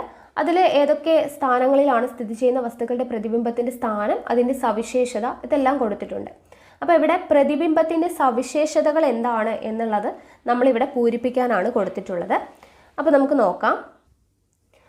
ഇവിടെ സമതല ദർപ്പണത്തിൻ്റെ കാര്യം കൊടുത്തിട്ടുണ്ട്. സമതല ദർപ്പണം എന്ന് പറയുമ്പോൾ ദർപ്പണത്തിൽ നിന്ന് വസ്തുവിലേക്കുള്ള അകലത്തിന് തുല്യ അകലത്തിൽ ദർപ്പണത്തിന് പിന്നിലായി പ്രതിബിംബം രൂപപ്പെടുന്നു. ഇത് മിഥ്യയും നിവർന്നതും വസ്തുവിൻ്റെ അതേ വലുപ്പത്തിലുമായിരിക്കും. ഇതാണ് സമതല ദർപ്പണത്തിൻ്റെ കേസിൽ. ദർപ്പണത്തിൽ നിന്ന് വസ്തുവിലേക്കുള്ള അകലത്തിന് തുല്യ അകലത്തിൽ ദർപ്പണത്തിന് പിന്നിലായിട്ട് പ്രതിബിംബം രൂപപ്പെടുന്നു. ഇത് മിഥ്യയും നിവർന്നതും വസ്തുവിൻ്റെ അതേ വലുപ്പത്തിലുമായിരിക്കും. ഇനി കോൺവെക്സ് ആണെങ്കിലോ മുഖ്യ ഫോക്കസിനും പോളിനും ഇടയിൽ പ്രതിബിംബം രൂപപ്പെടുന്നു. എവിടെയാണ്? മുഖ്യ ഫോക്കസിനും പോളിനും ഇടയിലാണ് പ്രതിബിംബം രൂപപ്പെടുന്നത്. ഇത് ചെറുതും മിഥ്യയും നിവർന്നതുമായിരിക്കും. ചെറുതും മിഥ്യയും നിവർന്നതുമായിരിക്കും. അപ്പോൾ നമുക്ക് സമതല ദർപ്പണത്തിൻ്റെയും കോൺവെക്സ് ദർപ്പണത്തിൻ്റെയും തന്നിട്ടുണ്ട്. കോൺകേവിൻ്റെ എഴുതാനാണ് തന്നിട്ടുള്ളത്. അപ്പോൾ കോൺകേവിൻ്റെ വസ്തുവിൻ്റെ സ്ഥാനം തന്നിട്ടുണ്ട്. വസ്തുവിൻ്റെ സ്ഥാനം തന്നിട്ട് പ്രതിബിംബത്തിൻ്റെ സ്ഥാനവും സവിശേഷതകളും നമ്മൾ എഴുതാനാണ് തന്നിട്ടുള്ളത്. അപ്പോൾ വളരെ അകലെ, വസ്തുവിൻ്റെ സ്ഥാനം വളരെ അകലെയാണെങ്കിൽ പ്രതിബിംബത്തിൻ്റെ സവിശേഷത എന്തായിരിക്കും? നോട്ട് ചെയ്ത് വെച്ചേക്കാം. വളരെ അകലെ ആയിരിക്കുമ്പോൾ പ്രതിബിംബത്തിൻ്റെ സ്ഥാനം എന്ന് പറയുന്നത് മുഖ്യ ഫോക്കസിൽ തന്നെയായിരിക്കും. ഓക്കെ, മുഖ്യ ഫോക്കസിൽ തന്നെയായിരിക്കും പ്രതിബിംബത്തിൻ്റെ സ്ഥാനം. അതിൻ്റെ പ്രതിബിംബം എങ്ങനെയായിരിക്കും? സവിശേഷതകൾ എന്ന് പറയുന്നത് ചെറുത്, യഥാർത്ഥം, തലകീഴായത്. ഓക്കെ, ചെറുതായിരിക്കും, യഥാർത്ഥത്തിലുള്ളതായിരിക്കും, തലകീഴായതായിരിക്കും. അപ്പോൾ മുഖ്യ ഫോക്കസിലാണ്, വളരെ അകലെയാണ് വസ്തുവിൻ്റെ സ്ഥാനമെങ്കിൽ മുഖ്യ ഫോക്കസിൽ രൂപപ്പെടുന്നു. ചെറുത്, യഥാർത്ഥം, തലകീഴായത്. ഓക്കെ, ഇനി സിക്ക് അപ്പുറമാണെങ്കിൽ, കോൺകേവിൽ വസ്തുവിൻ്റെ സ്ഥാനം സിക്ക് അപ്പുറമാണെങ്കിൽ എന്താണ് അതിൻ്റെ സവിശേഷത? പ്രതിബിംബം രൂപപ്പെടുന്നത് സിക്കും എഫിനും ഇടയിലായിരിക്കും. ഓക്കെ, സിക്കും എഫിനും ഇടയിലായിരിക്കും രൂപപ്പെടുന്നത്. സവിശേഷത എന്തായിരിക്കും? യഥാർത്ഥം തലകീഴായത് ചെറുതായിരിക്കും. യഥാർത്ഥത്തിൽ ഉള്ളതായിരിക്കും, തലകീഴായതായിരിക്കും, ചെറുതായിരിക്കും. നോട്ട് ചെയ്ത് വെച്ചേക്കുക കേട്ടോ. ഇനി അടുത്തത് എന്താണ്? വസ്തു എന്ന് പറയുന്നത് സിയിലാണെങ്കിൽ പ്രതിബിംബം എവിടെയായിരിക്കും? സിയിൽ തന്നെ ആയിരിക്കും. ഓക്കെ, സിയിലാണ് വസ്തുവെങ്കിൽ പ്രതിബിംബവും സിയിൽ തന്നെ ആയിരിക്കും ഉണ്ടാവുന്നത്. വസ്തുവിൻ്റെ അതേ വലിപ്പം ഉണ്ടാകും, യഥാർത്ഥമായിരിക്കും, തലകീഴായതായിരിക്കും. വസ്തുവിൻ്റെ അതേ വലിപ്പം, യഥാർത്ഥം, തലകീഴായത്. ഇനി അടുത്തത് സിക്കും എഫിനും ഇടയിലാണ് വസ്തുവെങ്കിൽ, സിക്കും എഫിനും ഇടയിലാണെങ്കിൽ നമ്മുടെ പ്രതിബിംബം എന്ന് പറയുന്നത് സിക്ക് അപ്പുറമായിരിക്കും. സിക്ക് അപ്പുറമായിരിക്കും. യഥാർത്ഥം തലകീഴായത് വലുത്. യഥാർത്ഥം തലകീഴായത് വലുത്. ഇതായിരിക്കും സവിശേഷത. ഇനി അടുത്തത് എഫിലാണ് വസ്തുവെങ്കിൽ എങ്ങനെയായിരിക്കും? അനന്തതയിൽ രൂപീകരിക്കപ്പെടുന്നു. ഓക്കെ, അനന്തതയിൽ രൂപീകരിക്കപ്പെടുന്നു. എഫിലാണ് വസ്തുവെങ്കിൽ പ്രതിബിംബത്തിൻ്റെ സ്ഥാനം എവിടെയാണ്? അനന്തതയിൽ രൂപീകരിക്കപ്പെടുന്നു. പ്രതിബിംബം ഇല്ല. ഓക്കെ, പ്രതിബിംബം ഇല്ല. ഇനി എഫിനും പിക്കും ഇടയിലാണെങ്കിൽ ദർപ്പണത്തിന് പുറകിലായിരിക്കും. ഓക്കെ, പ്രതിബിംബത്തിൻ്റെ സ്ഥാനം എവിടെയായിരിക്കും? ദർപ്പണത്തിന് പുറകിലായിരിക്കും. വളരെ വലുതായിരിക്കും, മിഥ്യയായിരിക്കും, നിവർന്നതായിരിക്കും. വളരെ വലുതായിരിക്കും, മിഥ്യയായിരിക്കും, നിവർന്നതായിരിക്കും. അപ്പോൾ ഈ കോളം നിങ്ങൾ ഫില്ല് ചെയ്തിട്ട് പഠിക്കുക. ഓക്കെ, ഇനി അടുത്തത് ഇവിടെ നമുക്ക് ദർപ്പണവും അതിൻ്റെ നിഗമനം, പ്രതിബിംബത്തിൻ്റെ സ്ഥാനം, സവിശേഷതകളൊക്കെ കൊടുത്തിട്ടുണ്ട്. പ്രയോജനപ്പെടുത്തുന്ന സന്ദർഭങ്ങൾ എന്നുള്ളത് നമ്മൾ ഫില്ല് ചെയ്യാൻ വേണ്ടിയിട്ടാണ് കൊടുത്തിട്ടുള്ളത്. അപ്പോൾ നോക്കുക, ആദ്യത്തേത് സമതല ദർപ്പണം. സമതല ദർപ്പണം നമ്മൾ പഠിച്ചു അല്ലേ? ദർപ്പണത്തിൽ നിന്നും വസ്തുവിലേക്കുള്ള അകലത്തിന് തുല്യമായി ദർപ്പണത്തിന് പിന്നിലായി പ്രതിബിംബം രൂപപ്പെടുന്നു. പ്രതിബിംബം മിഥ്യയും നിവർന്നതും വസ്തുവിൻ്റെ അതേ വലുപ്പത്തിലുള്ളതായിരിക്കും എന്ന് പറഞ്ഞു. പ്രയോജനപ്പെടുത്തുന്ന സന്ദർഭങ്ങൾ, സമതല ദർപ്പണം ഉപയോഗിക്കുന്ന എന്തിനാണ്? നമ്മൾ മുഖം നോക്കുന്നതിനാണ്. അടുത്തത് കോൺവെക്സ് ദർപ്പണം എന്ന് പറയുമ്പോൾ പ്രതിബിംബം എല്ലായ്പ്പോഴും മുഖ്യ ഫോക്കസിനും പോളിനും ഇടയിലാണ് രൂപപ്പെടുന്നത്. കോൺവെക്സിൽ എല്ലായ്പ്പോഴും മുഖ്യ ഫോക്കസിനും പോളിനും ഇടയിലാണ് രൂപപ്പെടുക. പ്രതിബിംബം എങ്ങനെയാണ്? ചെറുതും മിഥ്യയും നിവർന്നതുമായിരിക്കും. കോൺവെക്സ് ദർപ്പണത്തിൻ്റെ യൂസ് എന്താണ്? റിയർ വ്യൂ മിററായിട്ട് ഉപയോഗിക്കുന്നു. അടുത്തത് നോക്കാം. ഇനി നമുക്ക് ഫില്ല് ചെയ്യേണ്ടതാണ് കോൺകേവ് ദർപ്പണം വളരെ അകലെയുള്ള പ്രകാശരശ്മികളെ മുഖ്യ ഫോക്കസിലേക്ക് കേന്ദ്രീകരിക്കുന്നു. വളരെ അകലെയുള്ള പ്രകാശരശ്മികളെ മുഖ്യ ഫോക്കസിലോട്ട് കേന്ദ്രീകരിക്കുന്നു എന്നുള്ളതിൻ്റെ ഉപയോഗം എന്താണ്? നമുക്കറിയാം, ഈ ENT ഡോക്ടർമാരൊക്കെ ഹെഡ് മിററായിട്ട് ഉപയോഗിക്കുന്നത്. വളരെ അകലെയുള്ള പ്രകാശരശ്മികളെ മുഖ്യ ഫോക്കസിലേക്ക് കേന്ദ്രീകരിക്കുന്നതിൻ്റെ പ്രയോജനം എന്താണ്? ENT ഡോക്ടർമാരൊക്കെ ഹെഡ് മിററായിട്ട് ഉപയോഗിക്കുന്നു. ENT ഡോക്ടർമാർ ഹെഡ് മിററായിട്ട് ഉപയോഗിക്കുന്നത് കോൺകേവ് ദർപ്പണമാണ്. ഇനി അടുത്തത് നോക്കുക. കോൺകേവ് ദർപ്പണത്തിൽ തന്നെ മുഖ്യ ഫോക്കസിൽ നിന്ന് പുറപ്പെടുന്ന പ്രകാശരശ്മികളെ സമാന്തരമായിട്ട് അകലേക്ക് പ്രതിപദിപ്പിക്കുന്നു. മുഖ്യ ഫോക്കസിൽ നിന്ന് പുറപ്പെടുന്ന പ്രകാശരശ്മികളെ സമാന്തരമായി അകലേക്ക് പ്രതിപദിക്കുന്നു. അതുകൊണ്ടുള്ള പ്രയോജനം എന്താണ്? കാറിൻ്റെ ഹെഡ്ലൈറ്റായിട്ട് ഉപയോഗിക്കുന്നു. ഓക്കെ, കാറിൻ്റെ ഹെഡ്ലൈറ്റായിട്ട് ഉപയോഗിക്കുന്നത് ഇതിനൊരു എക്സാമ്പിളാണ്. ഇനി കോൺകേവ് ദർപ്പണം തന്നെ മുഖ്യ ഫോക്കസിനും പോളിനും ഇടയിൽ സ്ഥിതി ചെയ്യുന്നതായിട്ടുള്ള വസ്തുക്കളുടെ വലുപ്പത്തിലും നിവർന്നതുമായിട്ടുള്ള പ്രതിബിംബം രൂപീകരിക്കുന്നു. അതിന് എക്സാമ്പിൾ ഏതാണ്? ഷേവിംഗ് മിററായിട്ട് ഉപയോഗിക്കുന്നത്, ടോർച്ചായിട്ട് ഉപയോഗിക്കുന്നത്, സെർച്ച് ലൈറ്റായിട്ട് ഉപയോഗിക്കുന്നതൊക്കെ അതിന് എക്സാമ്പിളാണ്. Shaving mirror, torch. Okay, shaving mirror, torch, അതുപോലെ തന്നെ സെർച്ച് ലൈറ്റൊക്കെ ആയിട്ട് ഉപയോഗിക്കുന്നത് ഏതൊരു എക്സാമ്പിളാണ്? മുഖ്യ ഫോക്കസിനും പോളിനും ഇടയിൽ സ്ഥിതി ചെയ്യുന്ന വസ്തുക്കളുടെ വളരെ വലുപ്പത്തിൽ നിവർന്നതുമായിട്ടുള്ള പ്രതിബിംബം രൂപീകരിക്കുന്നതിന്. ഓക്കെ, അപ്പോൾ ഈ ഒരു കോളം ഫില്ല് ചെയ്തിട്ട് അതുകൂടെ പഠിച്ചു വെച്ചേക്കാം. ഇനി ഒരു ദർപ്പണത്തിലൂടെ കാണാൻ കഴിയുന്ന ദൃശ്യമാനതയുടെ പരമാവധി വ്യാപ്തിയാണ് വീക്ഷണ വിസ്തൃതി, ഫീൽഡ് ഓഫ് വ്യൂ എന്ന് പറയുന്നത്. ഒരു ദർപ്പണത്തിലൂടെ നമുക്ക് കാണാൻ കഴിയുന്ന ദൃശ്യമാനതയുടെ പരമാവധി വ്യാപ്തിയെ എന്താണ് നമ്മൾ പറയുക? വീക്ഷണ വിസ്തൃതി എന്നാണ് പറയുന്നത്. ഓരോ ദർപ്പണവും അവയുടെ ആകൃതിയിലും രൂപപ്പെടുത്തുന്ന പ്രതിബിംബങ്ങളുടെ സ്വഭാവ സവിശേഷതകളിലും വ്യത്യാസപ്പെട്ടിരിക്കുന്നത് പോലെ വീക്ഷണ വിസ്തൃതിയിലും വ്യത്യാസപ്പെട്ടിരിക്കുന്നു. ഓക്കെ, ഓരോ ദർപ്പണവും അവയുടെ ആകൃതിയിൽ വ്യത്യാസമുണ്ട്, രൂപപ്പെടുത്തുന്ന പ്രതിബിംബങ്ങളിൽ വ്യത്യാസമുണ്ട്, സ്വഭാവ സവിശേഷതകൾ വ്യത്യാസമുണ്ട് അല്ലേ? അതുപോലെ തന്നെയാണ് വീക്ഷണ വിസ്തൃതിയിലും വ്യത്യാസപ്പെട്ടിരിക്കുന്നത്. നാം മനസ്സിലാക്കിയ ദർപ്പണങ്ങളിൽ ഏറ്റവും കൂടുതൽ വീക്ഷണ വിസ്തൃതിയുള്ളത് കോൺവെക്സ് ദർപ്പണങ്ങൾക്കാണ്. ഇമ്പോർട്ടൻ്റ് ആണ്, പഠിച്ചു വയ്ക്കുക. ഏറ്റവും കൂടുതൽ വീക്ഷണ വിസ്തൃതിയുള്ള ദർപ്പണം ഏതാണ്? കോൺവെക്സ് ദർപ്പണമാണ്. വാഹനങ്ങളിൽ റിയർ വ്യൂ മിററായിട്ട് ഉപയോഗിക്കാനുള്ള കാരണം ഇപ്പോൾ വ്യക്തമായല്ലോ. വീക്ഷണ വിസ്തൃതി എന്താണ്? കൂടുതലാണ്. നമുക്കൊരു ദർപ്പണത്തിലൂടെ കാണാൻ കഴിയുന്ന ദൃശ്യമാനതയുടെ പരമാവധി വ്യാപ്തിയിൽ നമുക്ക് കിട്ടും. അതുകൊണ്ടാണ് വീക്ഷണ വിസ്തൃതി കൂടുതലായിട്ടുള്ള കോൺവെക്സ് ദർപ്പണങ്ങൾ വാഹനങ്ങളിൽ റിയർ വ്യൂ മിററായിട്ട് ഉപയോഗിക്കുന്നതിന് കാരണമെന്ന് പറയുന്നത്. ഓക്കെ, അടുത്തത് ദർപ്പണ സമവാക്യവും ഫോക്കസ് ദൂരവും. അപ്പോൾ ഇവിടെ ആദ്യം നമുക്കൊരു ഇവിടെ ചിത്രം തന്നിട്ടുണ്ട്, അതിനെ എക്സ്പ്ലെയിൻ ചെയ്ത് കൊടുത്തിട്ടുണ്ട്. ചിത്രത്തിൽ കാണുന്നത് പോലെ മേശയിൽ ഒരു നേർരേഖ വയ്ക്കുക. ചിത്രത്തിൻ്റെ അതിൻ്റെ അറ്റത്തായിട്ട് ഒരു സ്റ്റാൻഡിൽ 20 സെൻറ്റിമീറ്റർ ഫോക്കസ് ദൂരമുള്ള കോൺകേവ് ദർപ്പണമാണ് കേട്ടോ. കോൺകേവ് ദർപ്പണം വയ്ക്കുക. രേഖയിൽ മുഖ്യ ഫോക്കസ്, വക്രതാ കേന്ദ്രം എന്നിവ അടയാളപ്പെടുത്തുക. മുഖ്യ അക്ഷത്തിൽ വരത്തക്ക വിധം വക്രതാ കേന്ദ്രത്തിൽ നിന്ന് കുറച്ച് അകലെയായി ഒരു മെഴുകുതിരി കത്തിച്ചു വെക്കുക. വ്യക്തമായ പ്രതിബിംബം ലഭിക്കത്തക്ക രീതിയിൽ ദർപ്പണത്തിന് മുന്നിൽ സ്ക്രീൻ ക്രമീകരിക്കുക. അപ്പോൾ കോൺകേവ് ദർപ്പണമാണ്. അപ്പോൾ അത് ആലോചിച്ചുകൊണ്ട് വേണം നോക്കുക. അപ്പോൾ നമുക്ക് ഇവിടെ പ്രതിബിംബത്തിൻ്റെ സ്ഥാനം, സവിശേഷതകൾ ഇതെന്തൊക്കെയാണ് എന്നാണ് ചോദിച്ചിരിക്കുന്നത്. പ്രതിബിംബത്തിൻ്റെ സ്ഥാനം എവിടെയായിരിക്കും? പ്രതിബിംബം എന്ന് പറയുന്നത് അതിൻ്റെ സ്ഥാനം എവിടെയാണ്? ആദ്യം നമ്മൾ വസ്തു എവിടെയാണ് വെച്ചിരിക്കുന്നതെന്ന് നോക്കുക. വസ്തു എവിടെയാണ് വെച്ചിരിക്കുന്നത് നോക്കുക. മെഴുകുതിരി എന്ന് പറയുന്നത് ഇത് എവിടെയാണ് വെച്ചിരിക്കുന്നത് അല്ലേ? വസ്തു എവിടെയാണ് വെച്ചിരിക്കുന്നത് എന്നതിന് ശേഷം നമുക്ക് നോക്കാം പ്രതിബിംബത്തിൻ്റെ സ്ഥാനം എവിടെയായിരിക്കും? സിക്കും എഫിനും ഇടയിലായിരിക്കും. ഓക്കെ, സിക്കും എഫിനും ഇടയിൽ. എന്തുകൊണ്ടാണ് സിക്കും എഫിനും ഇടയിൽ വരുന്നു എന്ന് പറഞ്ഞത്? നമ്മുടെ സിക്ക് അപ്പുറമാണ് വസ്തു വെച്ചിരിക്കുന്നത് അല്ലേ? വസ്തു വെച്ചിരിക്കുന്നത് സിക്ക് അപ്പുറമാണെങ്കിൽ പ്രതിബിംബം രൂപപ്പെടുന്നത് സിക്കും എഫിനും ഇടയിലാണ് എന്ന് നമ്മൾ നേരത്തെ ഒരു കോളം വരച്ച് പഠിച്ചിട്ടുണ്ടായിരുന്നില്ലേ?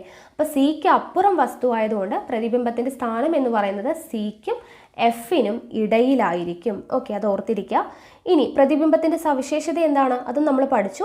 സിക്കും എഫിനും ഇടയിലാണെങ്കിൽ യഥാർത്ഥവും തലകീഴായതും ചെറുതുമായിരിക്കും. യഥാർത്ഥവും തലകീഴായതും ചെറുതുമായിരിക്കും എന്ത്? പ്രതിബിംബം എന്ന് പറയുന്നത്. ഓക്കെ, അപ്പോൾ സിക്ക് അപ്പുറമാണ് വസ്തു വെച്ചിരിക്കുന്നത്, കോൺകേവ് ദർപ്പണമാണ്. സിക്ക് അപ്പുറം വെച്ച് കഴിഞ്ഞാൽ പ്രതിബിംബം കിട്ടുന്നത് സിക്കും എഫിനും ഇടയിലായിരിക്കും. പ്രത്യേകത എന്തൊക്കെയാണ്? യഥാർത്ഥമായിരിക്കും, തലകീഴായതായിരിക്കും, ചെറുതായിരിക്കും. ഓക്കെ, ഇനി മെഴുകുതിരിയുടെ സ്ഥാനം മാറ്റുമ്പോൾ ലഭിക്കുന്ന പ്രതിബിംബത്തിൻ്റെ സ്ഥാനവും സവിശേഷതകളും. അതായത് സ്ഥാനം മാറ്റുമ്പോൾ എന്ന് പറയുമ്പോൾ വസ്തു സിയിൽ വയ്ക്കുമ്പോൾ എന്താണ്, എഫിൻ്റെ അപ്പുറത്ത് വെക്കുമ്പോൾ എന്താണ്, അതൊക്കെ നമ്മൾ ആ കോളത്തിൽ പഠിച്ചു അല്ലെ? ഓരോ സ്ഥാനത്ത് വെക്കുമ്പോഴും എങ്ങനെയാണ് പ്രതിബിംബം ഉണ്ടാവുക എന്നുള്ളത്.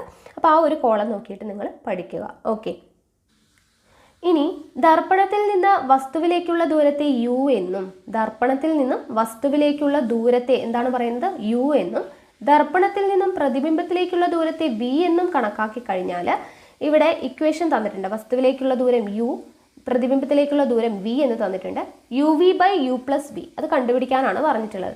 അപ്പോൾ U V by U plus V നമുക്ക് കണ്ടുപിടിക്കാമല്ലോ. ഇവിടെ നോക്കുക, പ്രതിബിംബത്തിലേക്കുള്ള ദൂരം എത്രയാണ് എന്നുള്ളത് നമുക്കിവിടെ അടയാളപ്പെടുത്തേണ്ടതായിട്ടുണ്ട് അല്ലേ? അപ്പോൾ ഇത് നമ്മൾ ചെയ്യണമെങ്കിൽ വി നമ്മളെ പ്രതിബിംബം നമ്മൾ ആ ഒരു പരീക്ഷണം ചെയ്ത് നമ്മൾ അളന്ന് തിട്ടപ്പെടുത്തിയിട്ട് വേണം ചെയ്യാനായിട്ട്. അപ്പോൾ അത് നമുക്ക് ആ കോളം അവിടെ കിടക്കട്ടെ. ഇവിടെ പട്ടികയിൽ നിന്നും U V by U plus V എന്ന് പറയുന്നത് കണ്ടുപിടിച്ച് കഴിഞ്ഞാൽ നമുക്കതിൻ്റെ ശരാശരി മൂല്യം എന്ന് പറയുന്നത്, അതായത് U V by U plus V എന്ന് പറയുന്ന ഈ ഒരു ടേബിൾ ചെയ്ത് കഴിഞ്ഞാൽ നമുക്ക് കിട്ടുന്ന ശരാശരി മൂല്യം എന്ന് പറയുന്നത് നമ്മൾ ഉപയോഗിച്ച് കഴിഞ്ഞ ദർപ്പണത്തിൻ്റെ ഫോക്കസ് ദൂരവും തുല്യമായിരിക്കും. ഓക്കെ, ശരാശരി മൂല്യം എന്ന് പറയുന്നത് U V by U plus V ചെയ്ത് കഴിഞ്ഞാൽ കിട്ടിക്കഴിയുന്ന വാല്യൂ എന്ന് പറയുന്നത്, ആ ശരാശരി എന്ന് പറയുന്നത് നമ്മൾ ദർപ്പണത്തിൻ്റെ ഫോക്കസ് ദൂരവും എന്താണ് തുല്യമായിരിക്കും എന്നാണ് പറയുന്നത്. ഓക്കെ, അപ്പോൾ ഫോക്കസ് ദൂരം എഫ് എന്ന് പറയുന്നത് U V by U plus V ആണെന്ന് നമുക്ക് കിട്ടും. Okay, U V by U plus V ആണ് എഫ് എന്നുള്ളതാണ് നമുക്ക് ഇതിൽ നിന്ന് കിട്ടുക. പരീക്ഷണം ചെയ്ത് കഴിഞ്ഞാൽ നമുക്ക് കിട്ടുന്നതാണ്. ഫോക്കസ് ദൂരം എന്ന് പറയുന്നത് എന്തിന് തുല്യമാണ്? U V by U plus വിക്ക് തുല്യമാണ് എന്നുള്ളത് നമുക്ക് കിട്ടും. അപ്പോൾ അതിനെ നമ്മൾ പുനഃക്രമീകരിക്കുമ്പോൾ കിട്ടുന്നതാണ് 1/f = 1/u + 1/v. അപ്പോൾ ഇതാണ് ദർപ്പണ സമവാക്യം. അപ്പോൾ നിങ്ങൾ ഇവിടെ പഠിച്ചു വെക്കേണ്ടത് ഇത്രയേ ഉള്ളൂ.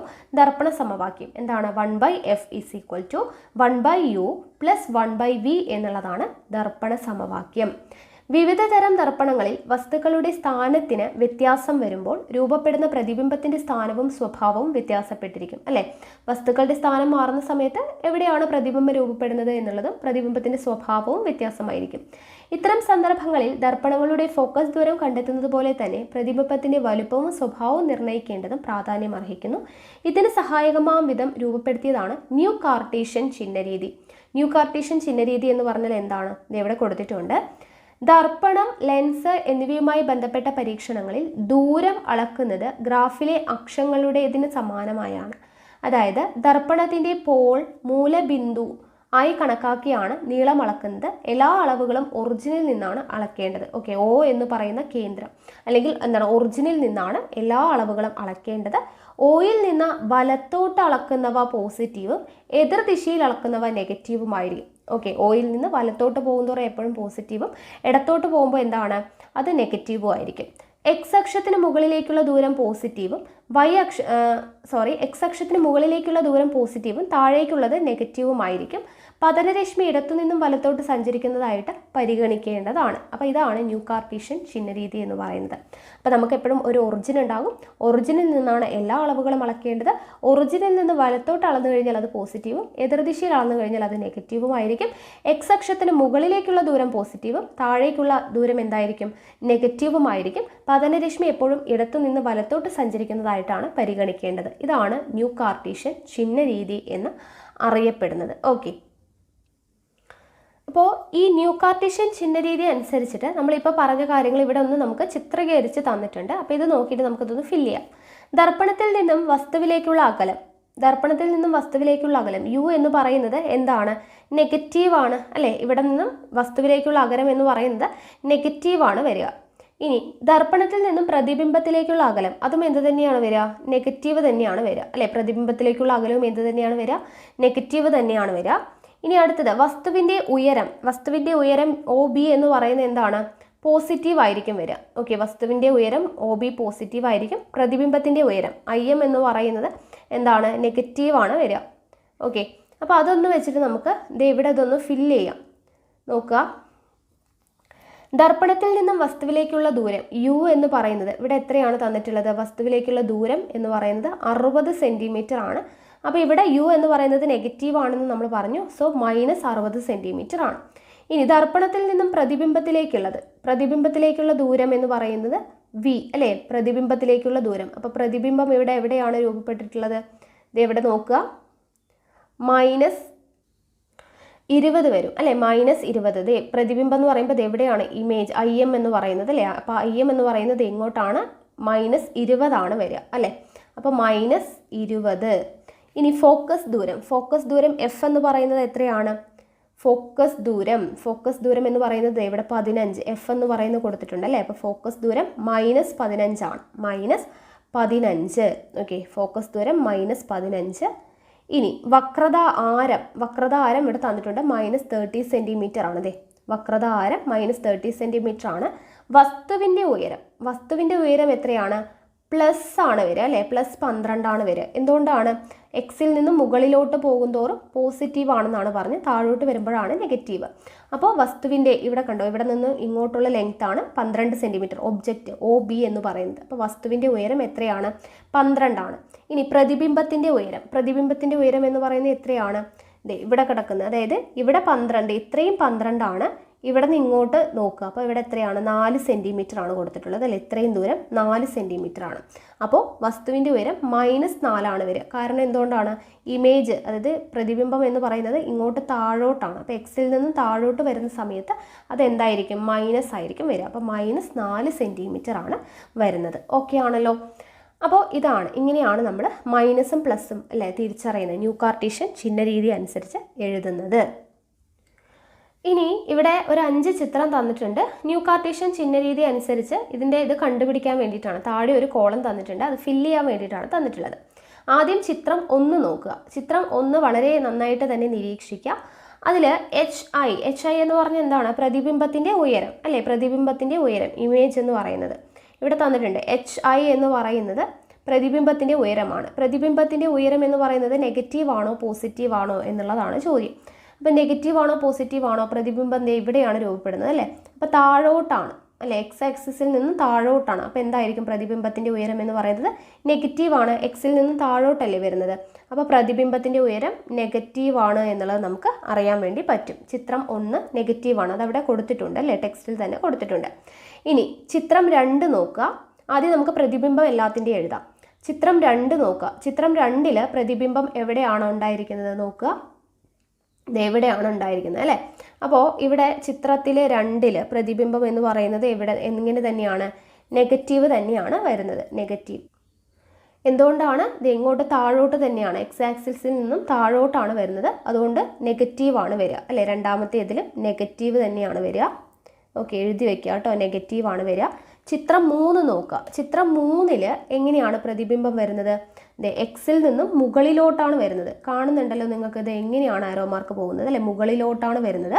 സോ മുകളിലോട്ട് വന്നു കഴിഞ്ഞാൽ എന്താണ്, പോസിറ്റീവാണ് വരിക. അപ്പോൾ പ്രതിബിംബത്തിൻ്റെ ഇത് പോസിറ്റീവാണ് ചിത്രം 3.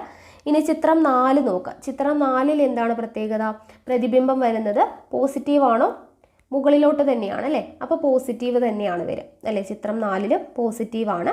ഇനി ചിത്രം 5 നോക്കുക. ചിത്രം 5 എങ്ങനെയാണ്, മുകളിലോട്ട് തന്നെയാണ് ഇമേജ് വരുന്നത്. ഇവിടെ കാണുന്നുണ്ടോ IM എന്ന് പറഞ്ഞിട്ട്, ഇതാണ് വരുന്നത്. അപ്പോൾ മുകളിലോട്ടാണ്. സോ എന്താണ്, അതും പോസിറ്റീവ് തന്നെയാണ്. എക്സ് ആക്സിസിന് മുകളിലോട്ടാണെങ്കിൽ പോസിറ്റീവ്, താഴോട്ടാണെങ്കിൽ നെഗറ്റീവുമാണ്. അപ്പോൾ 5-ാമത്തേതിലും പോസിറ്റീവാണ്. ഇനി അടുത്തത് HO എന്ന് പറഞ്ഞൊരു കോളം തന്നിട്ടുണ്ട്. HO എന്ന് പറഞ്ഞു കഴിഞ്ഞാൽ ഒബ്ജക്റ്റിൻ്റെ ഹൈറ്റ്, അതായത് വസ്തു വെച്ചിരിക്കുന്നത്, വസ്തുവിൻ്റെ ഹൈറ്റ്, ഉയരം എന്ന് പറയുന്നത് പോസിറ്റീവാണോ നെഗറ്റീവാണോ എന്നുള്ളതാണ് പറയുന്നത്. അപ്പോൾ ഇവിടെ എല്ലായിടത്തും വസ്തു എങ്ങനെയാണ് നമ്മൾ വെക്കുക, സ്ട്രൈറ്റ് ആയിട്ട് തന്നെയാണ് മുകളിലോട്ടാണ് വെക്കുക അല്ലെ. എക്സ് ആക്സിസിൽ നിന്നും എപ്പോഴും മുകളിലോട്ടാണ് ഇമേജ് വരിക. അപ്പോൾ ഇവിടെ നോക്കുക, ഇവിടെയും മുകളിലോട്ടാണ് ഇമേജ് വരുന്നത്, വസ്തു വരുന്നത്. ഇവിടെയും മുകളിലോട്ടാണ്, ഇവിടെയും മുകളിലോട്ടാണ്, ഇവിടെയും എന്താണ്, മുകളിലോട്ടാണ് വരുന്നത് അല്ലേ. എല്ലായിടത്തും ഒബ്ജക്റ്റ് എന്ന് പറയുന്നത് എപ്പോഴും എവിടേക്കാണ്, മുകളിലോട്ടായിട്ടാണ് വരുന്നത്. സോ ഇവിടെ എല്ലായിടത്തും പോസിറ്റീവ് തന്നെയാണ് വരിക. ഓക്കെ, വസ്തു എന്ന് പറയുന്നത് എല്ലായിടത്തും എങ്ങനെയാണ്, പോസിറ്റീവായിട്ട് തന്നെയാണ് വരിക. ഇനി അടുത്തത് ആവർത്തനം എന്ന് പറയുന്നത് M. ഓക്കെ, ആവർത്തനം M എന്ന് പറയുന്നതിൻ്റെ ഇക്വേഷൻ HI/HO, അതായത് എന്താണ്, പ്രതിബിംബത്തിൻ്റെ ഉയരം ഡിവൈഡഡ് ബൈ ഒബ്ജക്റ്റിൻ്റെ ഉയരം, വസ്തുവിൻ്റെ ഉയരം, അതാണ് M, ആവർത്തനം എന്ന് പറയുന്നത്. അപ്പോൾ HI/HO. അപ്പോൾ അതങ്ങനെ വന്നു കഴിഞ്ഞാൽ നെഗറ്റീവ് അല്ലേ, നെഗറ്റീവും ഇവിടെ പോസിറ്റീവുമാണ്, HI/HO. നെഗറ്റീവ് ബൈ പോസിറ്റീവ് എന്താണ്, നെഗറ്റീവാണ്. നമ്മൾ നെഗറ്റീവും ചിഹ്നവും പോസിറ്റീവും തമ്മിൽ കൂട്ടലും കുറയ്ക്കലും ഗുണിക്കലും ഹരിക്കലൊക്കെ പഠിച്ചിട്ടുണ്ടായിരുന്നു അല്ലേ. അപ്പോൾ ഹരിക്കുന്നതിൻ്റെ റൂള് എന്താണ്, ഏതെങ്കിലും ഒരു ചിഹ്നം നെഗറ്റീവ് ആണെങ്കിൽ ഉത്തരം എന്തായിരിക്കും, നെഗറ്റീവ് ആയിരിക്കും. രണ്ടും നെഗറ്റീവ് ആണെങ്കിൽ പോസിറ്റീവ്, രണ്ടും പോസിറ്റീവ് ആണെങ്കിൽ പോസിറ്റീവ്, അങ്ങനെയായിരിക്കും. അപ്പോൾ ഇവിടെ ഒന്ന് നെഗറ്റീവും ഒന്ന് പോസിറ്റീവാണ്. അപ്പോൾ നമ്മുടെ ആവർത്തനം എന്തായിരിക്കും, നെഗറ്റീവ് ആയിരിക്കും. ഇനി അടുത്തതിലും ഒന്ന് നെഗറ്റീവ് ഒന്ന് പോസിറ്റീവാണ്. അപ്പോൾ എന്തായിരിക്കും, അടുത്തതും നെഗറ്റീവ് ആയിരിക്കും. ഓക്കെ, ഇനി അടുത്തതിൽ രണ്ടും പോസിറ്റീവാണ്, അപ്പോൾ ഇതും പോസിറ്റീവ്. അടുത്തതിലും രണ്ടും പോസിറ്റീവാണ്, അപ്പോൾ ആവർത്തനവും പോസിറ്റീവ്. ഇതിലും പോസിറ്റീവ് ആയതുകൊണ്ട് ഇവിടെയും പോസിറ്റീവാണ് വരിക. ഓക്കെ, അപ്പോൾ രണ്ടിടത്തും പോസിറ്റീവ് വരുന്നതുകൊണ്ട് 3 പോസിറ്റീവ് വന്നു. ആദ്യത്തെ 2ലും ഓരോന്ന് നെഗറ്റീവ് ആയതുകൊണ്ട് നെഗറ്റീവ് വന്നു, ആവർത്തനം. ഇനി അടുത്തത് നിവർന്നതാണോ, മിഥ്യയാണോ, തലകീഴായതാണോ, യഥാർത്ഥമാണോ, ഇതാണ് ചോദ്യം. അപ്പോൾ നമുക്കത് ചിത്രം നോക്കിയാലാണ് അറിയാം. ഒന്നാമത്തേതിൽ തലകീഴായത് യഥാർത്ഥം എന്ന് തന്നിട്ടുണ്ട് അല്ലേ. തലകീഴായിട്ടാണ് ഇമേജ് ഉണ്ടായിരിക്കുന്നത്, യഥാർത്ഥമാണ്. ഇനി രണ്ടാമത്തെ ചിത്രം നോക്കുക. രണ്ടാമത്തെ ചിത്രത്തിൽ എങ്ങനെയാണ് വന്നിരിക്കുന്നത്, രണ്ടാമത്തെ ചിത്രത്തിൽ എങ്ങനെയാണ് ഇമേജ് വന്നിട്ടുള്ളത്, തലകീഴായത് യഥാർത്ഥം തന്നെയാണ് അല്ലേ. തലകീഴായത് യഥാർത്ഥം, ഇവിടെ തന്നിട്ടുള്ള പോലെ തന്നെ തലകീഴായത് യഥാർത്ഥമാണ്. ഇനി മൂന്നാമത്തെ ചിത്രം നോക്കുക. മൂന്നാമത്തെ ചിത്രത്തിൽ എങ്ങനെയാണ് തന്നിട്ടുള്ളത്, നിവർന്നതാണ് അല്ലേ.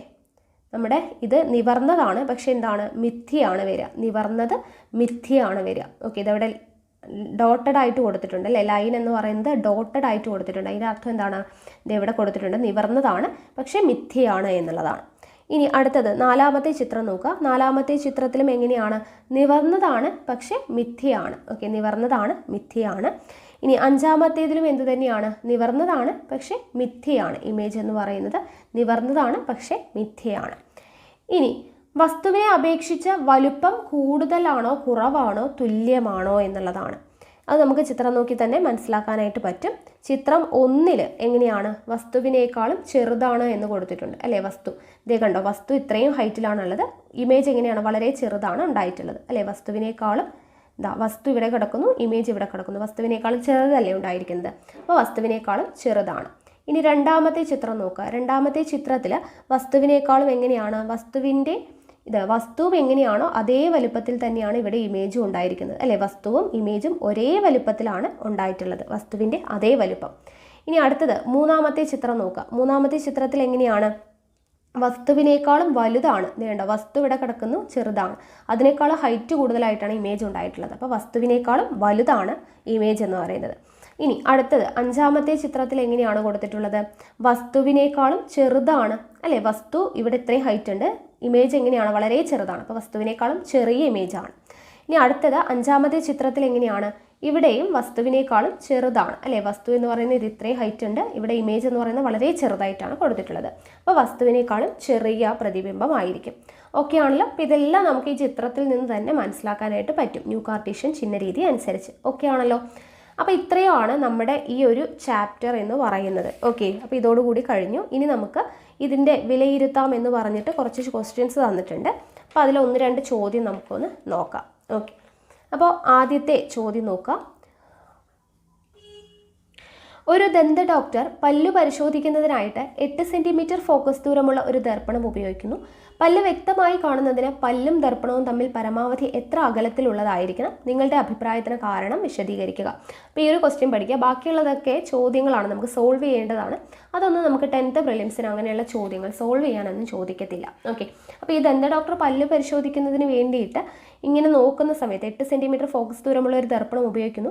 പല്ല് വ്യക്തമായിട്ട് കാണുന്നതിന് പല്ലും ദർപ്പണവും തമ്മിൽ പരമാവധി എത്ര അകലം ഉണ്ടായിരിക്കണം എന്നൊക്കെയാണ് ചോദ്യം. അപ്പോൾ എന്താണ് ഇതിൻ്റെ ആൻസർ വരിക? അതായത് ദന്ത ഡോക്ടർ ഉപയോഗിച്ചിരിക്കുന്നത് എന്താണ്? കോൺകേവ് ദർപ്പണമാണ് അല്ലേ? കോൺകേവ് ദർപ്പണമാണ് ഉപയോഗിക്കുന്നത്, ദന്ത ഡോക്ടർ ഉപയോഗിക്കുന്നത് നമ്മൾ പറഞ്ഞു. ഇനി നിവർന്നതും വലുപ്പമുള്ളതുമായിട്ടുള്ള പ്രതിബിംബം ഇതിലൂടെ ലഭിക്കും അല്ലേ? കോൺകേവ് ദർപ്പണം എന്ന് പറയുമ്പോൾ നിവർന്നതും വലുപ്പമുള്ളതായിട്ടുള്ള പ്രതിബിംബമാണ് ലഭിക്കുന്നത്. കോൺകേവ് ദർപ്പണത്തിൻ്റെ മുഖ്യ ഫോക്കസ് അതിനും പോളിനും ഇടയിൽ വരുമ്പോഴാണ് എങ്ങനെ? കോൺകേവിൻ്റെ നമ്മൾ പറഞ്ഞു പ്രതിബിംബം, വിവിധ തരത്തിൽ പ്രതിബിംബ രൂപീകരണം പഠിച്ചു. അപ്പോൾ അത് നിവർന്നതും വളരെ വലുതും കിട്ടണമെങ്കിൽ എങ്ങനെ വരണം? അതിൻ്റെ മുഖ്യ ഫോക്കസിനും പോളിനും ഇടയിൽ വരുമ്പോഴാണ് ഇത്തരത്തിൽ വലുപ്പമുള്ളതും നിവർന്നതുമായിട്ടുള്ള പ്രതിബിംബം നമുക്ക് ലഭിക്കുക അല്ലേ? അപ്പോൾ അതുകൊണ്ട് തന്നെ പല്ല് വ്യക്തമായിട്ട് കാണാൻ ദർപ്പണവും പല്ലും തമ്മിലുള്ള പരമാവധി അകലം എത്രയായിരിക്കണം? 8 സെൻറ്റിമീറ്റർ ഫോക്കസ് ആയിരിക്കണം എന്നുള്ളതാണ് അതിൻ്റെ ആൻസർ എന്ന് പറയുന്നത്. ഓക്കെ, അപ്പോൾ അതൊന്ന് മനസ്സിലാക്കി വെക്കാം. ഇനി നമുക്ക് അടുത്ത ചാപ്റ്റർ നോക്കാം.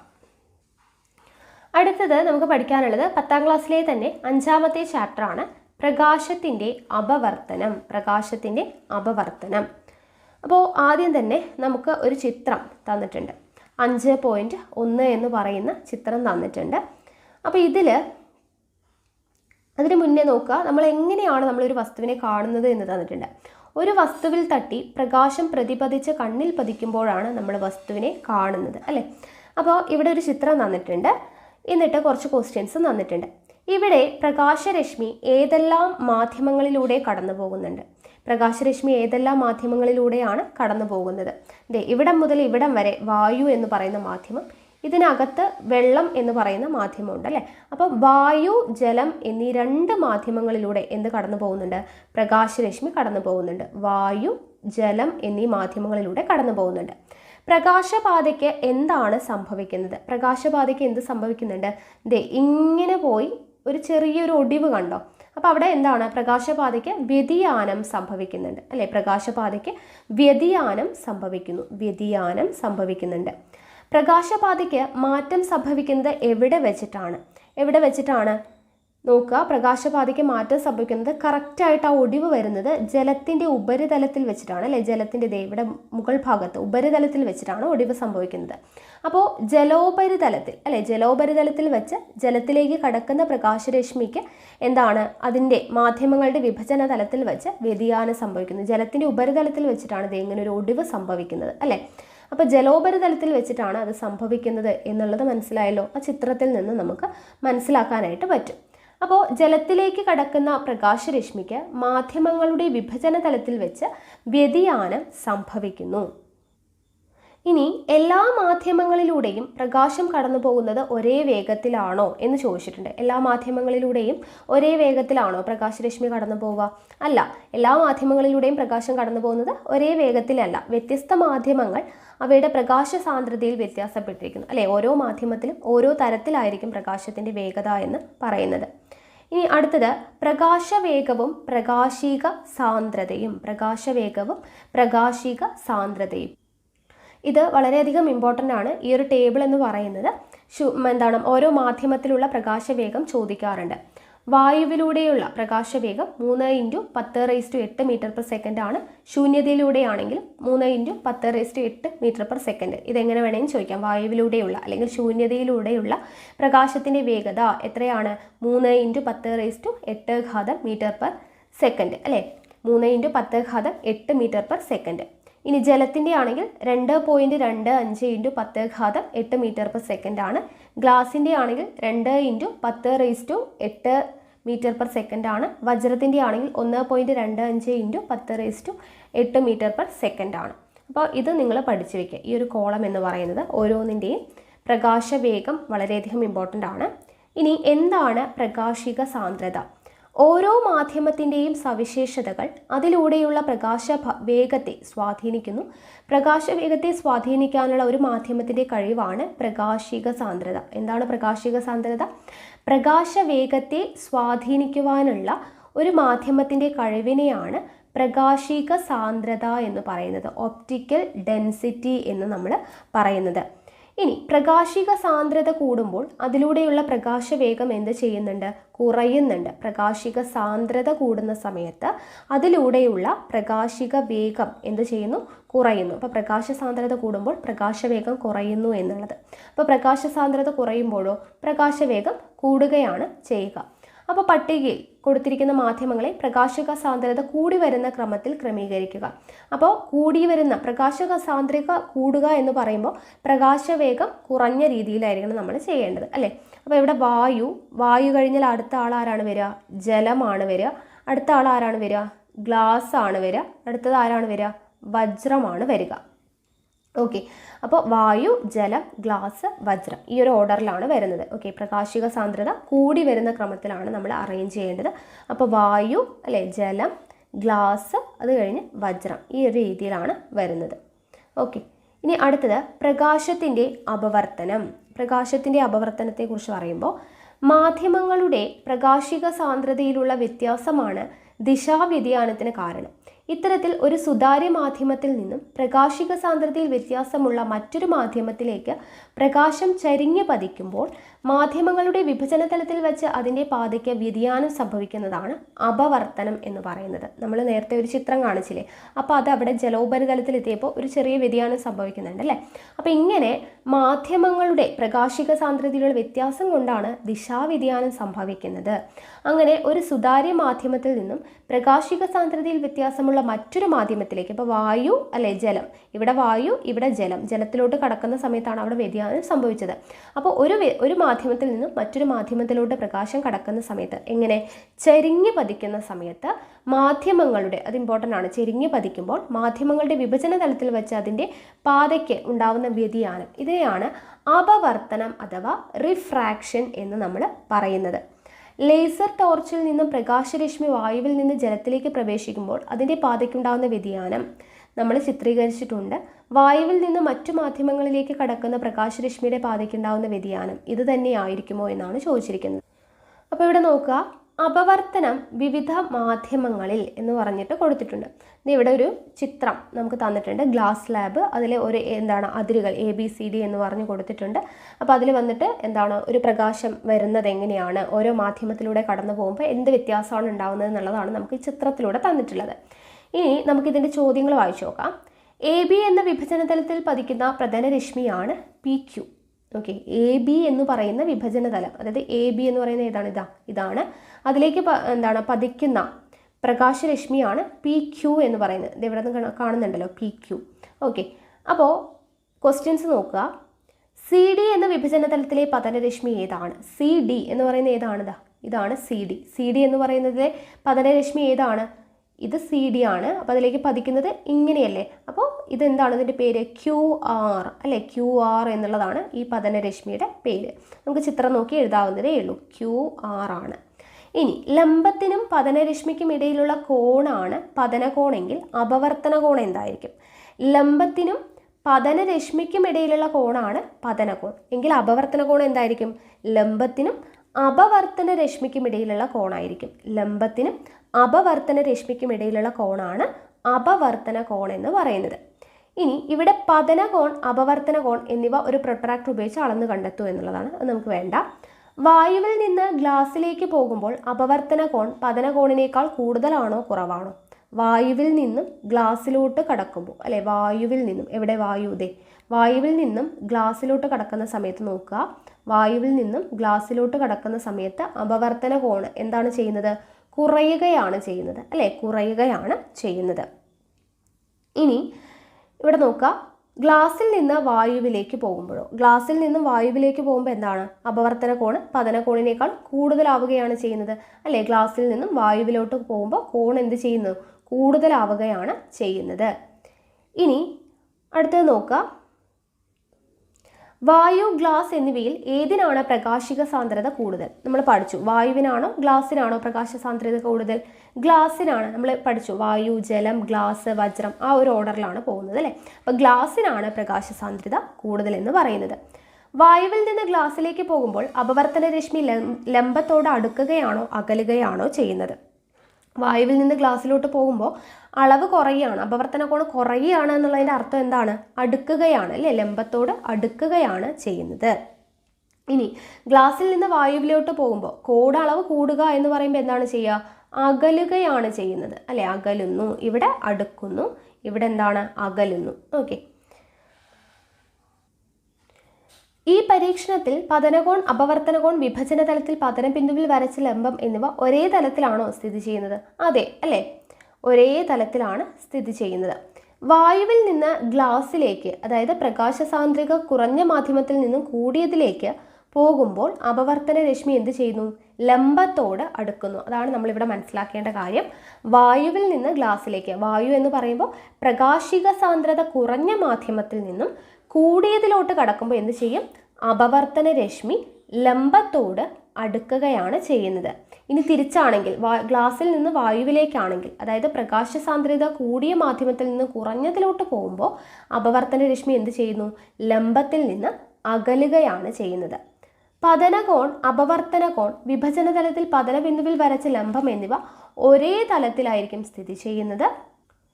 അപ്പോൾ ഇവിടെ നോക്കുക, അപവർത്തന നിയമങ്ങൾ എന്ന് പറഞ്ഞൊരു കോളമായിട്ട് കൊടുത്തിട്ടുണ്ട്. നമ്മൾ ഇത്രയും നേരം പറഞ്ഞ കാര്യങ്ങൾ, അപ്പോൾ അത് പഠിച്ചു വയ്ക്കുക. അപവർത്തന നിയമങ്ങൾ എന്തൊക്കെയാണെന്നുള്ളത്. പതനകോൺ, അപവർത്തന കോൺ, വിഭജന തലത്തിൽ പതന ബിന്ദുവിലൂടെ വരച്ച ലംബം എന്നിവ ഒരേ തലത്തിലായിരിക്കും നമ്മൾ പറഞ്ഞു. പതനകോണിൻ്റെയും അപവർത്തന കോണിൻ്റെയും സൈൻ വിലകൾ തമ്മിലുള്ള അനുപാത വില എന്താണ്? സൈനൈ ബൈ സൈനാർ ഒരു സ്ഥിരസംഖ്യയായിരിക്കും. ഓക്കെ, പതനകോണിൻ്റെയും അപവർത്തന കോണിൻ്റെയും സൈനിൻ്റെ വിലകൾ തമ്മിലുള്ള എന്താണ് അനുപാതം എന്ന് പറയുന്നത് ഒരു സ്ഥിരസംഖ്യയായിരിക്കും. ഇത് സ്നെൽസ് ലോ അല്ലെങ്കിൽ സ്നെൽസ് നിയമം എന്നാണ് അറിയപ്പെടുന്നത്. ഓക്കെ, സ്നെൽ നിയമം അല്ലെങ്കിൽ സ്നെൽസ് ലോ എന്നാണ് അറിയപ്പെടുന്നത്. Sin i by sin R. Okay, sin i by sin R എന്ന് പറയുന്നത് ഒരു സ്ഥിരസംഖ്യ ആയിരിക്കും എന്ന് പറയുന്നത് എന്താണ്? സ്നെൽസ് ലോയാണ്. ഈ സ്ഥിരസംഖ്യയെ അപവർത്തനാങ്കം എന്നാണ് പറയുന്നത്, റിഫ്രാക്റ്റീവ് ഇൻഡെക്സ് എന്നാണ് പറയുന്നത്. എൻ എന്ന് പറയുന്ന അക്ഷരം ഉപയോഗിച്ചിട്ടാണ് സൂചിപ്പിക്കുന്നത്. അപ്പം എൻ എന്ന് പറയുന്നത് എന്താണ്? അപവർത്തനാങ്കം എന്ന് പറയുന്നത് എന്താണ്? സൈനൈ ബൈ സൈനാർ എന്ന് പറയുന്നത് ഒരു സ്ഥിരസംഖ്യയായിരിക്കും. അപ്പം sin i by sin R is equal to N ആണ്. ഓക്കെ, അപ്പോൾ N is equal to sin i by sin R എന്നുള്ളത് ഓർത്തിരിക്കുക. ഇതിനെന്താണ് പറയുന്നത്? അപവർത്തനാങ്കം. ഓക്കെ, അപവർത്തനാങ്കം. അടുത്തത് മാധ്യമങ്ങളിലെ പ്രകാശവേഗവും അപവർത്തനാങ്കവും. എന്താണ് ആപേക്ഷിക അപവർത്തനാങ്കം? എന്താണ് കേവല അപവർത്തനാങ്കം? ഇത് നമ്മൾ പഠിക്കണം. അപവർത്തനാങ്കം എന്താണെന്ന് നമ്മൾ പറഞ്ഞു അല്ലേ. Sin i by sin R equal to N ആണ്. ആ സ്ഥിരസംഖ്യ എന്നിനെയാണ് നമ്മൾ അപവർത്തനാങ്കം എന്ന് പറയുന്നത്. ഒരു മാധ്യമത്തിന് മറ്റൊരു മാധ്യമത്തെ അപേക്ഷിച്ചുള്ള അപവർത്തനാങ്കത്തെയാണ് ആപേക്ഷിക അപവർത്തനാങ്കം എന്ന് പറയുന്നത്. ഓക്കെ, റിലേറ്റീവ് ആണ്. ഒരു മാധ്യമത്തിന് മറ്റൊരു മാധ്യമത്തെ അപേക്ഷിച്ചിട്ടുള്ള അപവർത്തനാങ്കത്തെയാണ് ആപേക്ഷിക അപവർത്തനാങ്കം എന്ന് പറയുന്നത്. ശൂന്യതയെ അപേക്ഷിച്ച് ഒരു മാധ്യമത്തിൻ്റെ അപവർത്തനാങ്കത്തെയാണ് കേവല അപവർത്തനാങ്കം എന്ന് പറയുന്നത്. ശൂന്യതയെ അപേക്ഷിച്ച് ഒരു മാധ്യമത്തിൻ്റെ അപവർത്തനാങ്കമാണ് കേവല അപവർത്തനാങ്കം. ഒരു മാധ്യമത്തിന് മറ്റൊരു മാധ്യമത്തെ അപേക്ഷിച്ചുള്ള അപവർത്തനാങ്കത്തെയാണ് ആപേക്ഷിക അപവർത്തനാങ്കം എന്ന് പറയുന്നത്. ഇനി ഇവിടെ നമുക്കൊരു പരീക്ഷണം തന്നിട്ടുണ്ട്. ഇവിടെ ഒരു പാത്രത്തിൽ വെള്ളം എടുത്തിട്ടുണ്ട്, അതിലൊരു പെൻസിൽ ഇട്ടിട്ടുണ്ട്. ആ പെൻസിൽ നമുക്ക് ചിത്രത്തിൽ കാണുമ്പോൾ കുറച്ച് വളഞ്ഞതായിട്ട് കാണപ്പെടുന്നുണ്ട് അല്ലേ. ജലത്തിൽ കുറച്ച് വളഞ്ഞിരിക്കുന്നത് പോലെ നമുക്ക് കാണുന്നുണ്ട്. അപ്പോൾ അതിൻ്റെ എന്തുകൊണ്ടാണ് എന്നുള്ളതാണ് കൊടുത്തിരിക്കുന്നത്. അതായത് ഈ പെൻസിൽ വളഞ്ഞു കാണാൻ കാരണം എന്താണ്? അപവർത്തനമാണ് പെൻസിൽ വളഞ്ഞു കാണാൻ കാരണം. അപ്പോൾ അപവർത്തനത്തിന് എക്സാമ്പിളൊക്കെ നമുക്ക് ചോദിക്കാം. ഒരു എക്സാമ്പിൾ തന്നിട്ട്, അതായത് പെൻസിൽ ഇപ്പോൾ ജലത്തിലിട്ടിരിക്കുന്ന പെൻസിൽ വളഞ്ഞതായിട്ട് കാണപ്പെടുന്നു, അത് എന്തൊരു എക്സാമ്പിൾ ആണെന്ന് ചോദിക്കാം. അപ്പോൾ ഈ അപ്പോൾ ഈ പെൻസിൽ വളഞ്ഞു കാണാൻ കാരണം എന്താണ്? അപവർത്തനമാണ്. ഓക്കെ, പെൻസിലിൻ്റെ വായുവിലുള്ള ഭാഗത്ത് നിന്ന് പ്രതിപതിച്ചു വരുന്ന പ്രകാശരശ്മികൾക്ക് ദിശാവ്യതിയാനം സംഭവിക്കുന്നില്ല. എന്നാൽ ജലത്തിനുള്ളിലെ ഭാഗത്ത് നിന്ന് പ്രതിപതിച്ചു വരുന്ന പ്രകാശത്തിന് എന്ത് സംഭവിക്കുന്നുണ്ട്? ദിശാവ്യതിയാനം സംഭവിച്ച ശേഷമാണ് നമ്മുടെ കണ്ണിൽ പതിക്കുന്നത്. അതുകൊണ്ടാണ് ഈ ഭാഗം യഥാർത്ഥ സ്ഥാനത്ത് നിന്ന് അല്പം മാറിയതായിട്ട് തോന്നുന്നത്. അപ്പോൾ അപവർത്തനം കൊണ്ടാണ് ഈ പെൻസിൽ വളഞ്ഞതായിട്ട് തോന്നുന്നത് എന്നുള്ളത് മനസ്സിലാക്കി വെക്കുക. അടുത്ത പരീക്ഷണം നോക്കുക. ഒരു അതാര്യ പാത്രത്തിന്റെ അടിത്തട്ടിൽ സ്ഥിതി ചെയ്യുന്ന നാണയത്തെ നോക്കിക്കൊണ്ട് ഒരു കുട്ടിയോട് പിറകോട്ട് നടക്കാൻ പറയുന്നു. നാണയം ദൃഷ്ടിയിൽ നിന്ന് അപ്രത്യക്ഷമാകുന്ന സ്ഥലത്ത് നിൽക്കാൻ നിർദ്ദേശിക്കുന്നു. തുടർന്ന് മറ്റൊരു കുട്ടിയുടെ പാത്രത്തിലേക്ക് നാണയം ചലിക്കാതെ വെള്ളം ഒഴിക്കാൻ പറയുന്നു. എന്താണ് നിരീക്ഷിക്കുന്നത്? എന്തായിരിക്കും നിരീക്ഷിക്കുക? അതായത് നാണയത്തെ നമുക്ക് വീണ്ടും കാണാനായിട്ട് കഴിയും. അതിനുള്ള കാരണം എന്താണ്? അപവർത്തനം മൂലമാണ് ഇങ്ങനെ കാണാൻ കഴിയുന്നത്. അതായത് നാണയത്തിൽ നിന്ന് പ്രതിപതിച്ചു വരുന്ന പ്രകാശരശ്മിക്ക് ജലത്തിൽ നിന്ന് വായുവിലേക്ക് കടക്കുമ്പോൾ എന്ത് സംഭവിക്കും? ദിശാവ്യതിയാനം സംഭവിക്കും. അതുകൊണ്ടാണ്, അപ്പോൾ അപവർത്തനമാണ് ഇതിനും കാരണം എന്ന് പറയുന്നത്. ഇനി അടുത്ത പ്രവർത്തനം നോക്കുക. ഒരു വെള്ളക്കടലാസിൽ പേന കൊണ്ട് കട്ടി കൂടിയ ഒരു രേഖ വരച്ച് അതിന് മുകളിൽ ഒരു ഗ്ലാസ് വെച്ച് താഴെ കൊടുത്ത നിർദ്ദേശാനുസരണം നിരീക്ഷിക്കുക. എന്തൊക്കെയാണ്? ഒന്നാമത്തേത്, ചിത്രം 5.8a ഗ്ലാസ് സ്ലാബ് വരയ്ക്കുക. ഒരു വശത്ത് നിന്ന് നോക്കുക. ഗ്ലാസ് സ്ലാബ് വരച്ചിട്ട് നോക്കിക്കഴിഞ്ഞാൽ എന്ത് സംഭവിക്കും?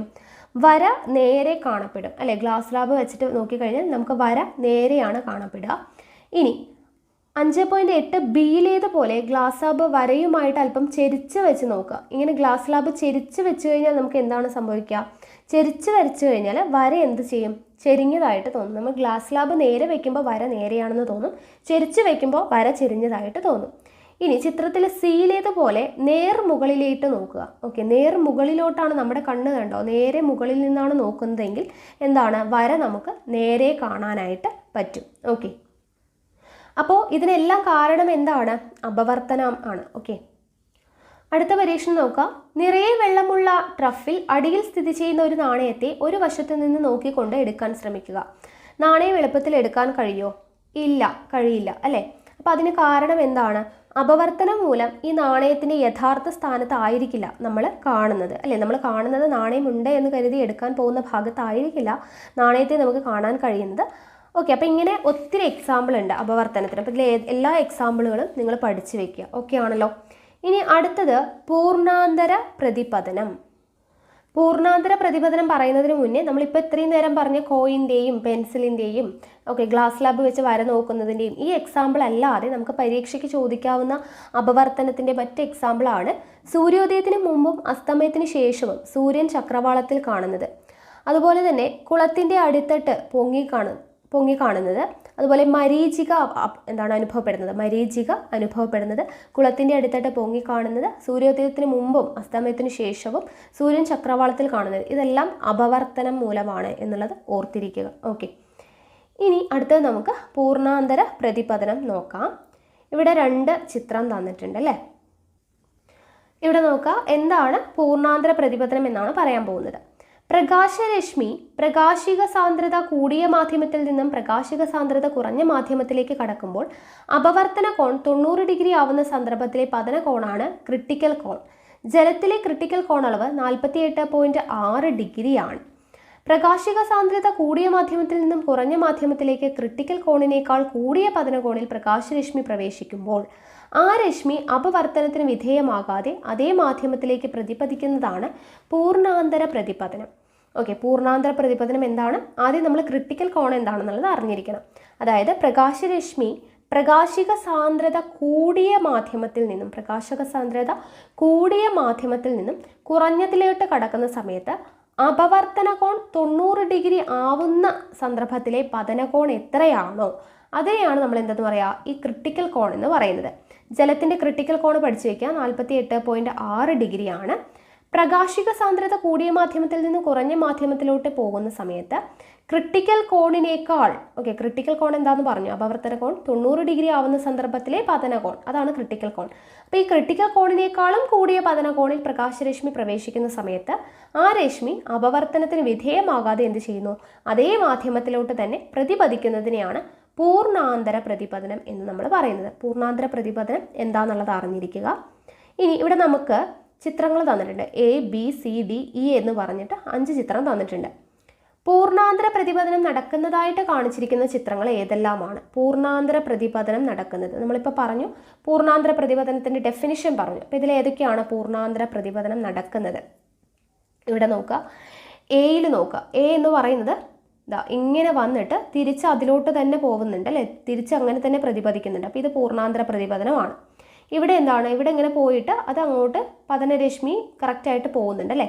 അപ്പോൾ അത് എന്താണ്, പൂർണ്ണാന്തര പ്രതിപതനം അല്ല. അടുത്തത് നോക്കുക, സി. ഇതും സാധാരണ രീതിയിൽ തന്നെയാണ്. പ്രകാശരശ്മി ഒരു മാധ്യമത്തിൽ നിന്ന് പോയി മറ്റൊരു മാധ്യമത്തിലോട്ട് അങ്ങോട്ട് കടക്കുന്നു. ഇനി അടുത്തത് ഡി ആണെങ്കിലും അതുപോലെ തന്നെയാണ്. ഇങ്ങനെ പോയി അല്ലേ, 2 മാധ്യമത്തിലൂടെയും കടന്നു പോകുന്നുണ്ട്. ഇവിടെ വീണ്ടും തിരിച്ചു വരുന്നത് ഇയിൽ തിരിച്ചു വരുന്നുണ്ട് അല്ലേ. അപ്പോൾ ഇങ്ങനെ പോയിട്ട് അതേ ഭാഗത്തോട്ട് തന്നെ പ്രതിപദിക്കുന്നതാണ്, തിരിച്ച് അതേ മാധ്യമത്തിലോട്ട് തന്നെ പ്രതിപദിക്കുന്നതാണ് പൂർണ്ണാന്തര പ്രതിപതനം. അപ്പോൾ അതേ മാധ്യമത്തിലോട്ട് തന്നെ പ്രതിപദിക്കുന്നത് ഏതൊക്കെയാണ്? എയും അല്ലേ, എയും ഇയും മാത്രമാണ് അതേ മാധ്യമത്തിലോട്ട് തന്നെ പ്രതിപദിക്കുന്നത്. അപ്പോൾ പൂർണ്ണാന്തര പ്രതിപതനം നടക്കുന്നത് എയിലും ഇയിലുമാണ്. ഗ്ലാസിൻ്റെ ക്രിട്ടിക്കൽ കോൺ എത്രയാണ്? ഗ്ലാസിൻ്റെ ക്രിട്ടിക്കൽ കോൺ എന്ന് പറയുന്നത് എത്രയാണ്? ഗ്ലാസിൻ്റെ ക്രിട്ടിക്കൽ കോൺ നമുക്ക് ചിത്രത്തിൽ തന്നിട്ടുള്ളത് നോക്കാം. ഗ്ലാസിൻ്റെ ക്രിട്ടിക്കൽ കോൺ എന്ന് പറയുന്നത് 42 ഡിഗ്രിയാണ്. എത്രയാണ്? 42 ഡിഗ്രി.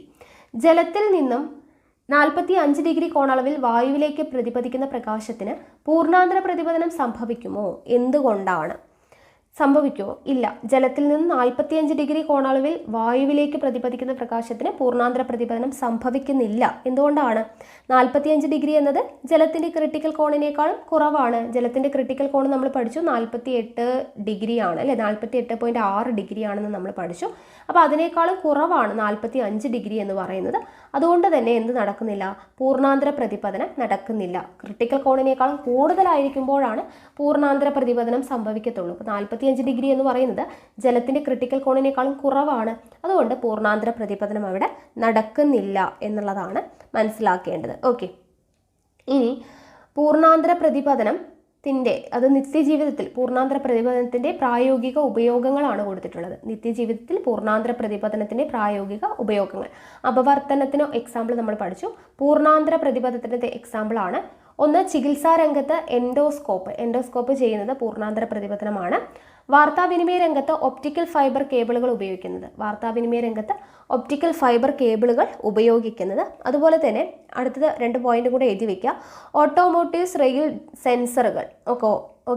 ഓട്ടോമോട്ടീവ് റെയിൽ സെൻസറുകൾ, അതുപോലെ തന്നെ ക്യാമറയോടനുബന്ധിച്ചിട്ടുള്ള ടച്ച് സ്ക്രീനുകൾ, ഇതെല്ലാം പൂർണ്ണാന്തര പ്രതിപതനത്തിന് എക്സാമ്പിളാണ്. ക്യാമറയോടനുബന്ധിച്ചിട്ടുള്ള ടച്ച് സ്ക്രീനുകൾ, ഓട്ടോമോട്ടീവ് റെയിൽ സെൻസറുകൾ, വാർത്താവിനിമയ രംഗത്ത് ഒപ്റ്റിക്കൽ ഫൈബർ കേബിളുകൾ ഉപയോഗിക്കുന്നത്, ചികിത്സാ രംഗത്ത് എൻഡോസ്കോപ്പ്, ഇതെല്ലാം പൂർണ്ണാന്തര പ്രതിപതനത്തിന് എക്സാമ്പിളാണ്. നോക്കുക, എങ്ങനെയാണ് ഒപ്റ്റിക്കൽ ഫൈബർ കേബിളുകൾ ഇവിടെ പൂർണ്ണാന്തര പ്രതിപതനം പ്രയോജനപ്പെടുത്തുന്നത് എന്നുള്ളതാണ് കൊടുത്തിട്ടുള്ളത്. ഒപ്റ്റിക്കൽ ഫൈബർ കേബിളുകളിൽ പ്രകാശത്തിന്റെ പൂർണ്ണാന്തര പ്രതിപതനം പ്രയോജനപ്പെടുത്തുന്നു. വ്യത്യസ്ത ആവൃത്തിയിലുള്ള അനേകായിരം സിഗ്നലുകൾ പ്രകാശ തീവ്രതയ്ക്ക് നഷ്ടം സംഭവിക്കാതെ ഒരേ സമയം ഒരു കേബിളിലൂടെ അയക്കാൻ കഴിയും. പ്രകാശവേഗത്തിൽ ഇത്തരം സിഗ്നലുകൾ വിദൂര സ്ഥലങ്ങളിലേക്ക് എത്തിക്കാൻ സാധിക്കുന്നു. ഇതാണ് വാർത്താവിനിമയ രംഗത്ത് ഒപ്റ്റിക്കൽ ഫൈബർ ഉപയോഗിക്കാൻ കാരണമായത്. ഇനി ഇവിടെ ഒപ്റ്റിക്കൽ ഫൈബർ ചികിത്സാ രംഗത്ത് എന്ന് പറഞ്ഞു കൊടുത്തിട്ടുണ്ട്. പ്രകാശിക നാരുകൾ അതായത് ഒപ്റ്റിക്കൽ ഫൈബറുകൾ നിർമ്മിച്ച ശേഷം ആദ്യമായി പ്രയോജനപ്പെടുത്തിയത് മെഡിക്കൽ രംഗത്ത് എൻഡോസ്കോപ്പ് എന്ന ഉപകരണം നിർമ്മിക്കാൻ വേണ്ടിയിട്ടാണ്. രോഗനിർണയത്തിനും ശരീരത്തിൽ മരുന്നുകളുടെ പ്രവർത്തനം മനസ്സിലാക്കുന്നതിനും ഒപ്റ്റിക്കൽ ഫൈബർ കേബിളുകൾ ഉപയോഗപ്പെടുത്തുന്നു. വാർത്താവിനിമയ രംഗത്തും ഇത് വ്യാപകമായി ഉപയോഗിക്കുന്നു. അത് ജസ്റ്റ് ഒന്ന് അറിഞ്ഞിരിക്കുക.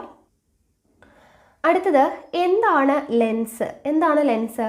ഗോളോപരിതലങ്ങളിലുള്ള ഒരു സുതാര്യ മാധ്യമമാണ് ലെൻസ്. ഗോള ഉപരിതലങ്ങളുള്ള, ഇവിടെ ചിത്രത്തിൽ കൊടുത്തിട്ടുണ്ടല്ലോ, ഗോളോപരിതലങ്ങളുള്ള ഒരു സുതാര്യ മാധ്യമമാണ് ലെൻസ് എന്ന് പറയുന്നത്. നമുക്കറിയാം കോൺവെക്സ് ലെൻസ് ഉണ്ട്, കോൺകേവ് ലെൻസ് ഉണ്ട് അല്ലേ. അപ്പോൾ അതുമായിട്ട് ബന്ധപ്പെട്ടിട്ടുള്ള കുറച്ച് ടേംസ് നമുക്ക് പഠിക്കാനായിട്ടുണ്ട്. പ്രകാശിക കേന്ദ്രം. എന്താണ് പ്രകാശിക കേന്ദ്രം? ഒരു ലെൻസിൻ്റെ മധ്യബിന്ദുവാണ് പ്രകാശിക കേന്ദ്രം. ഒരു ബിന്ദു, അതായത് ഒരു ലെൻസ് എടുത്തു കഴിഞ്ഞാൽ അതിൻ്റെ മധ്യബിന്ദു, ഇവിടെ നോക്കുക, ലെൻസിൻ്റെ മധ്യബിന്ദു പി എന്ന് അടയാളപ്പെടുത്തിയിട്ടുണ്ട് അല്ലേ. അതുപോലെ ഇവിടെ ഈ പി ആണ് എന്ത്? കേന്ദ്രം, പ്രകാശിക കേന്ദ്രം, ഒപ്റ്റിക് സെൻറ്റർ എന്ന് പറയുന്നത്. ഇനി വക്രതാ കേന്ദ്രം, സെൻറ്റർ ഓഫ് കർവേച്ചർ എന്ന് പറയുന്നത് എന്താണ്? ലെൻസിൻ്റെ ഭാഗമായി വരുന്ന രണ്ട് ഗോളോപരിതലങ്ങൾ ഉണ്ടല്ലോ, ലെൻസിൻ്റെ വശങ്ങൾ ഭാഗങ്ങളായി വരുന്ന സാങ്കല്പിക ഗോളങ്ങളുടെ കേന്ദ്രങ്ങളാണ് ലെൻസിൻ്റെ വക്രതാ കേന്ദ്രം. ലെൻസിൻ്റെ മധ്യബിന്ദുവാണ് എന്ത്? പ്രകാശിക കേന്ദ്രം. ആ ലെൻസ് എടുത്തു കഴിഞ്ഞാൽ അതിൽ രണ്ട് ഗോളങ്ങൾ ഉണ്ടാകും. ആ ഗോളങ്ങളുടെ സെൻറ്റർ ആയിട്ട് വരുന്നതിനെയാണ് നമ്മൾ വക്രതാ കേന്ദ്രം അല്ലെങ്കിൽ സെൻറ്റർ ഓഫ് കർവേച്ചർ എന്ന് പറയുന്നത്. സി എന്ന് പറയുന്ന ലെറ്റർ കൊണ്ടാണ് സൂചിപ്പിക്കുന്നത്. ഓക്കെ, ഇനി അടുത്തത് മുഖ്യ അക്ഷം. എന്താണ് മുഖ്യ അക്ഷം അല്ലെങ്കിൽ പ്രിൻസിപ്പൽ ആക്സിസ് എന്ന് പറയുന്നത്? ഒരു ലെൻസിൻ്റെ രണ്ട് വക്രതാ കേന്ദ്രങ്ങളെയും ബന്ധിപ്പിച്ചുകൊണ്ട് പ്രകാശിക കേന്ദ്രത്തിൽ കൂടി കടന്നു പോകുന്ന സാങ്കല്പിക രേഖയാണ് മുഖ്യ അക്ഷം എന്ന് പറയുന്നത്. അപ്പോൾ ഇവിടെ എടുത്തു കഴിഞ്ഞാൽ ഇവിടെ രണ്ട് വക്രതാ കേന്ദ്രമുണ്ട്. അതിലൂടെ പ്രകാശിക കേന്ദ്രത്തിലൂടെ കടന്നു പോകുന്ന അല്ലെ, രണ്ട് വക്രതാ കേന്ദ്രത്തെയും ബന്ധിപ്പിച്ചുകൊണ്ട് പ്രകാശിക കേന്ദ്രത്തിലൂടെ ഇങ്ങനെ നമ്മളൊരു ലൈൻ വരയ്ക്കുകയാണെങ്കിൽ ഇതിനെയാണ് നമ്മൾ എന്തെന്ന് പറയുക? മുഖ്യ അക്ഷം അഥവാ പ്രിൻസിപ്പിൾ ഓഫ് ആക്സിസ് എന്ന് പറയുന്നത്. ഓക്കെ, മുഖ്യ അക്ഷം ഇവിടെ കൊടുത്തിരിക്കുന്നുണ്ടോ? ഈ സെൻറ്ററിൽ കാണുന്നത് പി ആണ്. പിയിലൂടെയാണ് കടന്നു പോകുന്നത്, രണ്ട് സീനെയും തമ്മിൽ ബന്ധിപ്പിക്കുന്നു. അപ്പോൾ ഇതാണ് മുഖ്യ അക്ഷം എന്ന് പറയുന്നത്. ഇനി അടുത്തത് മുഖ്യ ഫോക്കസ്. മുഖ്യ ഫോക്കസ് എന്ന് പറഞ്ഞാൽ എന്താണ് നോക്കുക. മുകൾ ഭാഗം ഗ്ലാസ് ഷീറ്റ് കൊണ്ട് മൂടിയ ഒരു ചെറിയ ചതുരപ്പെട്ടി എടുത്ത് അതിൻ്റെ മധ്യഭാഗത്ത് ഒരു തെർമോക്കോൾ സ്റ്റാൻഡ് ഉറപ്പിക്കുക. പെട്ടിയുടെ വീതി കുറഞ്ഞ വശത്ത് ഒരു ചീർപ്പ് ചിത്രത്തിലൂടെ ക്രമീകരിക്കുക. ചന്ദനത്തിരിയുടെ പുക നിറയ്ക്കുക. കോൺവെക്സ് ലെൻസ് തെർമോക്കോളിൽ സ്റ്റാൻഡിൽ വെച്ച് ടോർച്ചിൽ നിന്നുള്ള ശക്തിയേറിയ പ്രകാശം ചീർപ്പിലൂടെ കടത്തിവിടുക. അപ്പോൾ അവിടുത്തെ നിരീക്ഷണം എന്താണ് എന്നുള്ളതാണ് പറയുന്നത്. അപ്പോൾ മുഖ്യ ഫോക്കസ് എന്താണെന്നുള്ളത് നോക്കാം. കോൺവെക്സ് ലെൻസിൻ്റെ മുഖ്യ അക്ഷത്തിന് സമീപവും സമാന്തരവുമായിട്ട് ലെൻസിൽ പതിക്കുന്ന പ്രകാശരശ്മികൾ അപവർത്തനത്തിന് ശേഷം മുഖ്യ അക്ഷത്തിലുള്ള ഒരു ബിന്ദുവിൽ കേന്ദ്രീകരിക്കുന്നു. ഈ ബിന്ദുവിനെയാണ് മുഖ്യ ഫോക്കസ് എന്ന് പറയുന്നത്. അതായത് കോൺവെക്സ് ലെൻസ് എടുത്തു കഴിഞ്ഞാൽ അതിൻ്റെ മുഖ്യ അക്ഷം എന്ന് പറഞ്ഞാൽ നമ്മൾ പറഞ്ഞു രണ്ട് വക്രതാ കേന്ദ്രത്തെയും തമ്മിൽ ബന്ധിപ്പിച്ചുകൊണ്ട് പ്രകാശിക കേന്ദ്രം പിയിലൂടെ വരയ്ക്കുന്നതിനെയാണ് നമ്മൾ മുഖ്യ അക്ഷം എന്ന് പറയുന്നത്. ആ മുഖ്യ അക്ഷത്തിന് സമീപം സമാന്തരമായിട്ട് ലെൻസിൽ പതിക്കുന്ന പ്രകാശരശ്മികൾ അപവർത്തനത്തിന് ശേഷം എന്ത് ചെയ്യുന്നു? മുഖ്യ അക്ഷത്തിലെ ഏതെങ്കിലും ഒരു ബിന്ദുവിൽ തന്നെ കേന്ദ്രീകരിക്കുന്നു. ഇതിനെയാണ് മുഖ്യ ഫോക്കസ് എന്ന് നമ്മൾ പറയുന്നത്. അപ്പോൾ ഇവിടെ നോക്കുക, അതേ മുഖ്യ ഫോക്കസ് എന്ന് പറയുന്നത് കോൺകേവ് ലെൻസിന് എത്ര മുഖ്യ ഫോക്കസുകൾ ഉണ്ട് എന്ന് പറഞ്ഞ് കൊടുത്തിട്ടുണ്ട്. ഇതുണ്ടായി പ്രകാശം പോയിട്ട് എല്ലാം കൂടെ പതിക്കുന്നത് ഒരു കൃത്യമായിട്ടൊരു ഭാഗത്താണ് അല്ലേ. അപ്പോൾ അതിനെയാണ് മുഖ്യ ഫോക്കസ് എന്ന് നമ്മൾ പറയുന്നത്. ഇനി അടുത്തത് കോൺകേവ് ലെൻസിൻ്റെ മുഖ്യ ഫോക്കസ്. കോൺകേവ് ലെൻസിൻ്റെ മുഖ്യ ഫോക്കസ് എന്താണ് പ്രത്യേകത? കോൺകേവ് ലെൻസിൻ്റെ മുഖ്യ അക്ഷത്തിന് സമീപവും സമാന്തരവുമായി ലെൻസിൽ പതിക്കുന്ന പ്രകാശരശ്മികൾ അപവർത്തനത്തിന് ശേഷം പരസ്പരം എന്ത് ചെയ്യുന്നു? അകലുന്നു. ഈ രശ്മികൾ പതനരശ്മികളുടെ അതേ വശത്ത് മുഖ്യ അക്ഷത്തിലുള്ള ഒരു ബിന്ദുവിൽ നിന്ന് പുറപ്പെടുന്നതായിട്ട് തോന്നുന്നു. ഈ ബിന്ദുവാണ് കോൺകേവ് ലെൻസിൻ്റെ മുഖ്യ ഫോക്കസ്. കോൺവെക്സ് ആണെങ്കിൽ ഒരേ ഭാഗത്തോട്ട് ചെന്ന് പതിക്കുന്നു അല്ലെ, മുഖ്യ അക്ഷത്തിൻ്റെ ഒരേ ഭാഗത്തോട്ട് ചെന്ന് ഇങ്ങനെ പതിക്കുന്നു. ഇതിനെയാണ് എന്തെന്ന് പറയുന്നത്? മുഖ്യ ഫോക്കസ് എന്ന് പറയുന്നത്. കോൺവെക്സിൻ്റെ കേസിലാണെങ്കിൽ ചെന്ന് പതിക്കുന്നത്. കോൺകേവിൻ്റെ കേസിലാണെങ്കിൽ എന്താണ്? ഒരേ ഭാഗത്ത് നിന്നും പുറപ്പെടുന്നതായിട്ട് തോന്നുന്നു. കണ്ടോ, ഇതെല്ലാം ഒരേ ഭാഗത്ത് നിന്ന് പുറപ്പെടുന്നതായിട്ടാണ് നമുക്ക് തോന്നുന്നത്. അപ്പോൾ ഇതിനെയാണ് എന്തെന്ന് പറയുന്നത്? കോൺകേവ് ലെൻസിൻ്റെ മുഖ്യ ഫോക്കസ് എന്ന് പറയുന്നത്. ഇനി കോൺകേവ് ലെൻസിൻ്റെ മുഖ്യ ഫോക്കസ് മിഥ്യയാണെന്ന് പറയാനുള്ള കാരണം എന്താണ് എന്നാണ് കൊടുത്തിട്ടുള്ളത്. കോൺകേവ് ലെൻസിൻ്റെ മുഖ്യ ഫോക്കസ് മിഥ്യയാണെന്ന് പറയാനുള്ള കാരണം എന്താണ്? കോൺകേവ് ലെൻസ് ഉപയോഗിച്ച് പ്രകാശത്തെ ഒരു ബിന്ദുവിൽ കേന്ദ്രീകരിക്കാൻ കഴിയില്ല. കോൺകേവ് ലെൻസ് ഉപയോഗിച്ചിട്ട് പ്രകാശത്തെ ഒരു ബിന്ദുവിൽ കേന്ദ്രീകരിക്കാൻ കഴിയില്ല. അതുകൊണ്ടാണ് കോൺകേവ് ലെൻസിൻ്റെ മുഖ്യ ഫോക്കസ് മിഥ്യയാണ് എന്ന് പറയാനായിട്ട് കാര്യം. ഓക്കെ, അപ്പോൾ മുഖ്യ ഫോക്കസ് എന്താണെന്ന് മനസ്സിലായി. ഇനി ഫോക്കസ് ദൂരം അല്ലെങ്കിൽ ഫോക്കൽ ലെങ്ത് എന്ന് പറയുന്നത് എന്താണ്? പ്രകാശിക കേന്ദ്രത്തിൽ നിന്നും മുഖ്യ ഫോക്കസിലേക്കുള്ള ദൂരമാണ് ഫോക്കസ് ദൂരം. പ്രകാശിക കേന്ദ്രം പി ആണെന്ന് പഠിച്ചു, മുഖ്യ ഫോക്കസ് എഫ് ആണ്. അപ്പോൾ ഈ പിയിൽ നിന്നും എഫിലോട്ടുള്ള ദൂരമാണ് എന്തെന്ന് പറയുന്നത്? ഫോക്കസ് ദൂരം എന്ന് പറയുന്നത്. അടുത്തത് നോക്കുക, വസ്തു അനന്തതയിൽ. അപ്പോൾ അനന്തതയിലുള്ള ഒരു വസ്തുവിൽ നിന്ന് വരുന്ന പ്രകാശരശ്മികൾ സമാന്തരമാണെന്ന് കണക്കാക്കുന്നുണ്ട്. ഇവിടെ മുഖ്യ അക്ഷത്തിന് സമാന്തരമായി ലെൻസിലൂടെ കടന്നു പോകുന്ന പ്രകാശരശ്മികൾ കേന്ദ്രീകരിക്കുന്നത് എവിടെയാണ്? എഫിലാണ്. പ്രതിബിംബം രൂപപ്പെടുന്നത് എവിടെയാണ്? അതും എവിടെയായിരിക്കും? എഫിൽ തന്നെ ആയിരിക്കും. ഓക്കെ, പ്രതിബിംബം രൂപപ്പെടുന്നതും എവിടെയാണ്? എഫിൽ തന്നെയാണ്. അടുത്തത് നമ്മൾ മുന്നത്തെ ചാപ്റ്ററിൽ പഠിച്ച ന്യൂ കാർട്ടീഷ്യൻ ചിഹ്നരീതിയാണ് നമ്മൾ പഠിച്ചു എന്താണെന്നുള്ളത് അല്ലേ. എന്നാലും ഒന്ന് നോക്കാം. ലെൻസ്, ദർപ്പണം എന്നിവയുമായി ബന്ധപ്പെട്ട പരീക്ഷണങ്ങളിൽ ദൂരം അളക്കുന്നത് ഗ്രാഫിലെ അക്ഷങ്ങളുടേത് സമാനമായിട്ടാണ്. ലെൻസിൻ്റെ പ്രകാശിക കേന്ദ്രം ഒറിജിനായി കണക്കാക്കിക്കൊണ്ട് നീളം അളക്കുന്നത് അല്ലേ. നമ്മൾ പറഞ്ഞു ഒറിജിൻ വെച്ച് നോക്കിയിട്ടാണ്, ഒറിജിനിൽ നിന്നാണ് എല്ലാ നീളങ്ങളും അളക്കുന്നത്. എല്ലാ അളവുകളും മൂലബിന്ദുവിൽ നിന്നാണ് അളക്കേണ്ടത്. പ്രകാശരശ്മി ഇടത്തുനിന്ന് വലത്തോട്ട് സഞ്ചരിക്കുന്നതായിട്ടാണ് കണക്കാക്കുന്നത്. പ്രകാശരശ്മിയുടെ അതേ ദിശയിൽ അളക്കുന്നവ പോസിറ്റീവും എതിർ ദിശയിൽ അളക്കുന്നവ നെഗറ്റീവുമായിരിക്കും. എക്സ് അക്ഷത്തിന് മുകളിലോട്ട് പോകുമ്പോൾ പോസിറ്റീവും താഴേക്കുള്ളത് നെഗറ്റീവുമായിരിക്കും. കോൺവെക്സ് ലെൻസിൻ്റെ ഫോക്കസ് ദൂരവും പോസിറ്റീവും കോൺകേവ് ലെൻസിൻ്റെ ഫോക്കസ് ദൂരം നെഗറ്റീവുമായിരിക്കും. ഓക്കെ, അപ്പോൾ ഇവിടെ പഠിച്ച കാര്യങ്ങൾ തന്നെയാണ് വീണ്ടും റിപ്പീറ്റ് ആയിട്ട് പറയുന്നത്. അതൊന്ന് വായിച്ചു നോക്കാം കേട്ടോ. കോൺവെക്സ് ലെൻസിൻ്റെ ഫോക്കസ് ദൂരം പോസിറ്റീവാണ്, കോൺകേവ് ലെൻസിൻ്റെ ഫോക്കസ് ദൂരം നെഗറ്റീവാണ് എന്നുള്ളത് ഓർത്തിരിക്കുക. അപ്പോൾ ന്യൂ കാർട്ടീഷ്യൻ ചിഹ്ന രീതി തന്നെയാണ് ഇവിടെ കൊടുത്തിട്ടുള്ളത്. ദർപ്പണം, ലെൻസ് തുടങ്ങിയവയിൽ വസ്തുവിൻ്റെ സ്ഥാനത്ത് നിന്ന് വ്യത്യാസം വരുമ്പോൾ ഓരോന്നും രൂപപ്പെടുത്തുന്ന പ്രതിബിംബത്തിൻ്റെ സ്ഥാനവും വ്യത്യാസപ്പെട്ടിരിക്കുന്നു. ഇത്തരം സന്ദർഭങ്ങളിൽ ഫോക്കസ് ദൂരം കണ്ടെത്താനുള്ള സമവാക്യവും വ്യത്യസ്തമായിരിക്കും. ഈ സമവാക്യങ്ങളെ എല്ലാം ഏകീകരിക്കാൻ രൂപീകരിച്ചതാണ് ന്യൂ കാർട്ടീഷ്യൻ ചിഹ്ന രീതി. എന്നാൽ ഓരോ സന്ദർഭത്തിലെയും യഥാർത്ഥ സമവാക്യം ലഭിക്കണമെങ്കിൽ വീണ്ടും കാർട്ടീഷ്യൻ ചിഹ്ന രീതി ഉപയോഗിക്കേണ്ടി വരും. ഓക്കെ, അപ്പോൾ ന്യൂ കാർട്ടീഷ്യൻ ചിഹ്ന രീതി എന്താണെന്നുള്ളത് ഓർത്തിരിക്കുക. ഇനി നമ്മൾ നേരത്തെ ചെയ്തതുപോലെ ന്യൂ കാർട്ടീഷ്യൻ ചിഹ്ന രീതി അനുസരിച്ച് ഇവിടെ അടയാളപ്പെടുത്താൻ വേണ്ടിയിട്ടാണ് തന്നിട്ടുള്ളത്.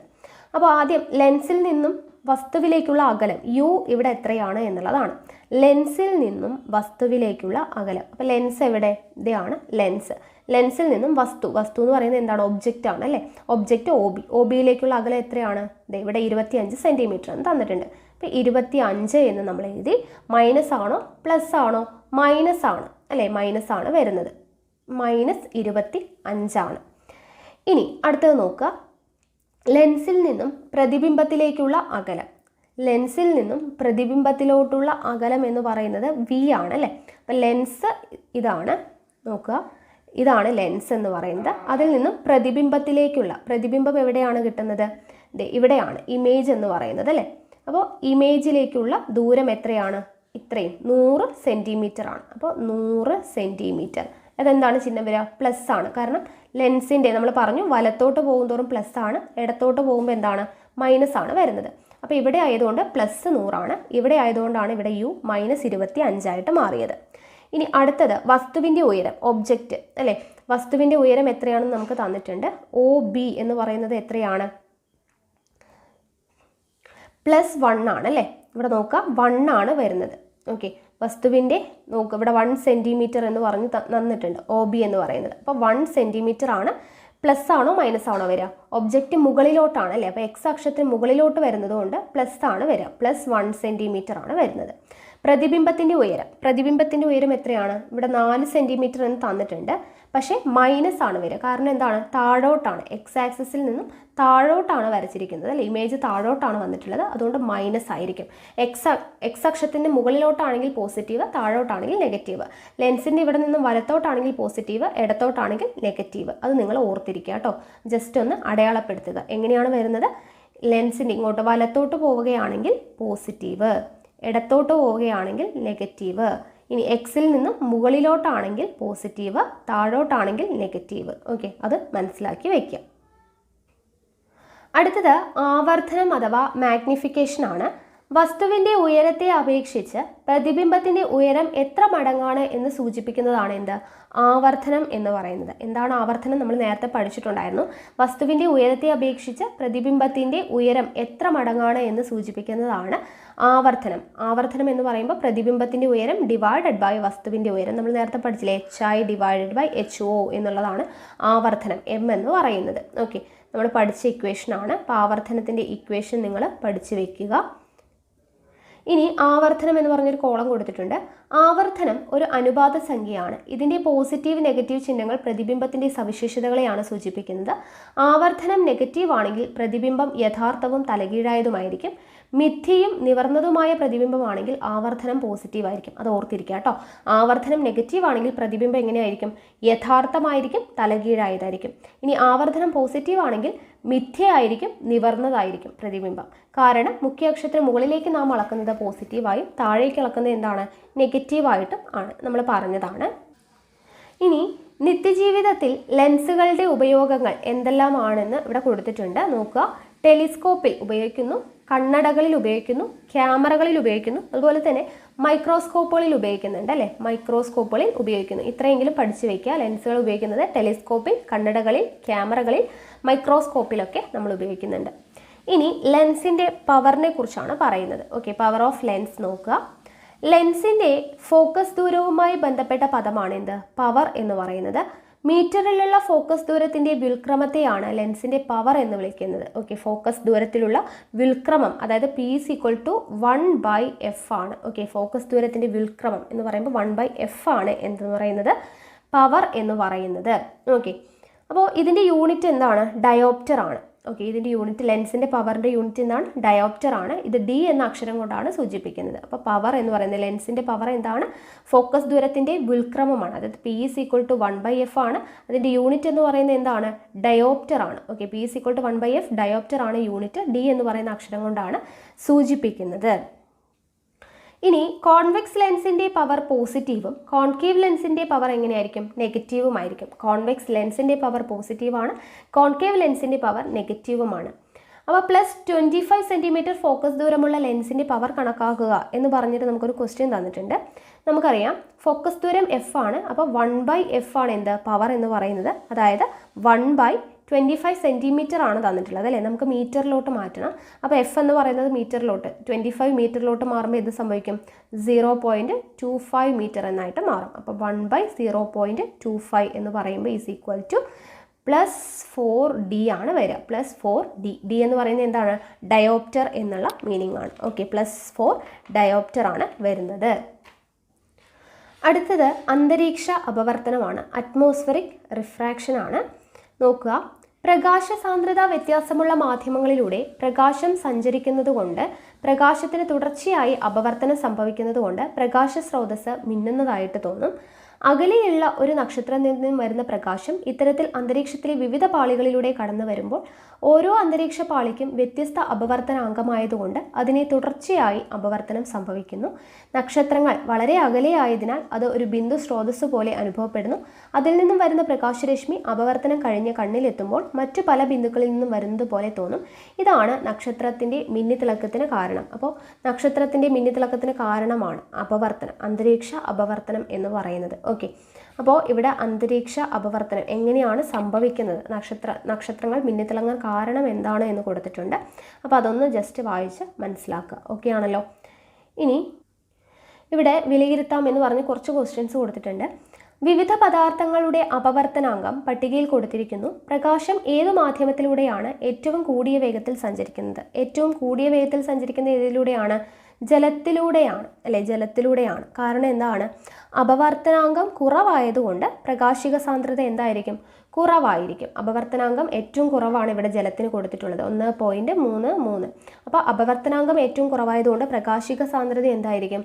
കുറവ് തന്നെയായിരിക്കും. അതുകൊണ്ട് ഏറ്റവും കൂടിയ വേഗത്തിൽ സഞ്ചരിക്കുന്നത് ജലമായിരിക്കും. ഇനി അടുത്തത്, 2 ലെൻസുകൾ ഉപയോഗിച്ച് നടത്തിയ പരീക്ഷണങ്ങളിൽ ലഭിച്ച പ്രതിബിംബങ്ങളുടെ സ്വഭാവം തന്നിരിക്കുന്നു. ഇവ ഓരോന്നും ഏത് തരം ലെൻസുകളാണെന്ന് എഴുതാനാണ് പറഞ്ഞിട്ടുള്ളത്.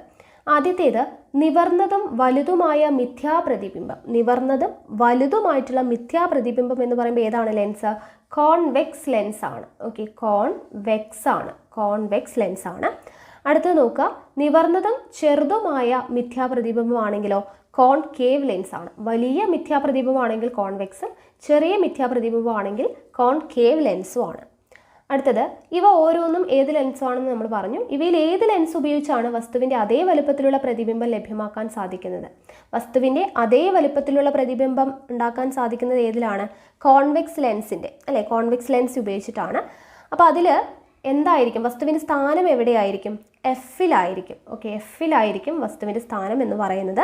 എഫിൽ വസ്തു വെച്ച് കഴിഞ്ഞാൽ വലുപ്പത്തിൽ അല്ലെ വസ്തുവിൻ്റെ അതേ വലുപ്പത്തിലുള്ള പ്രതിബിംബം ലഭിക്കുമെന്ന് നമ്മൾ പഠിച്ചിട്ടുണ്ടായിരുന്നു. അപ്പോൾ എഫിലാണ് വരേണ്ടത്. ഇനി അടുത്ത മൂന്നാമത്തെ ചോദ്യം നോക്കുക.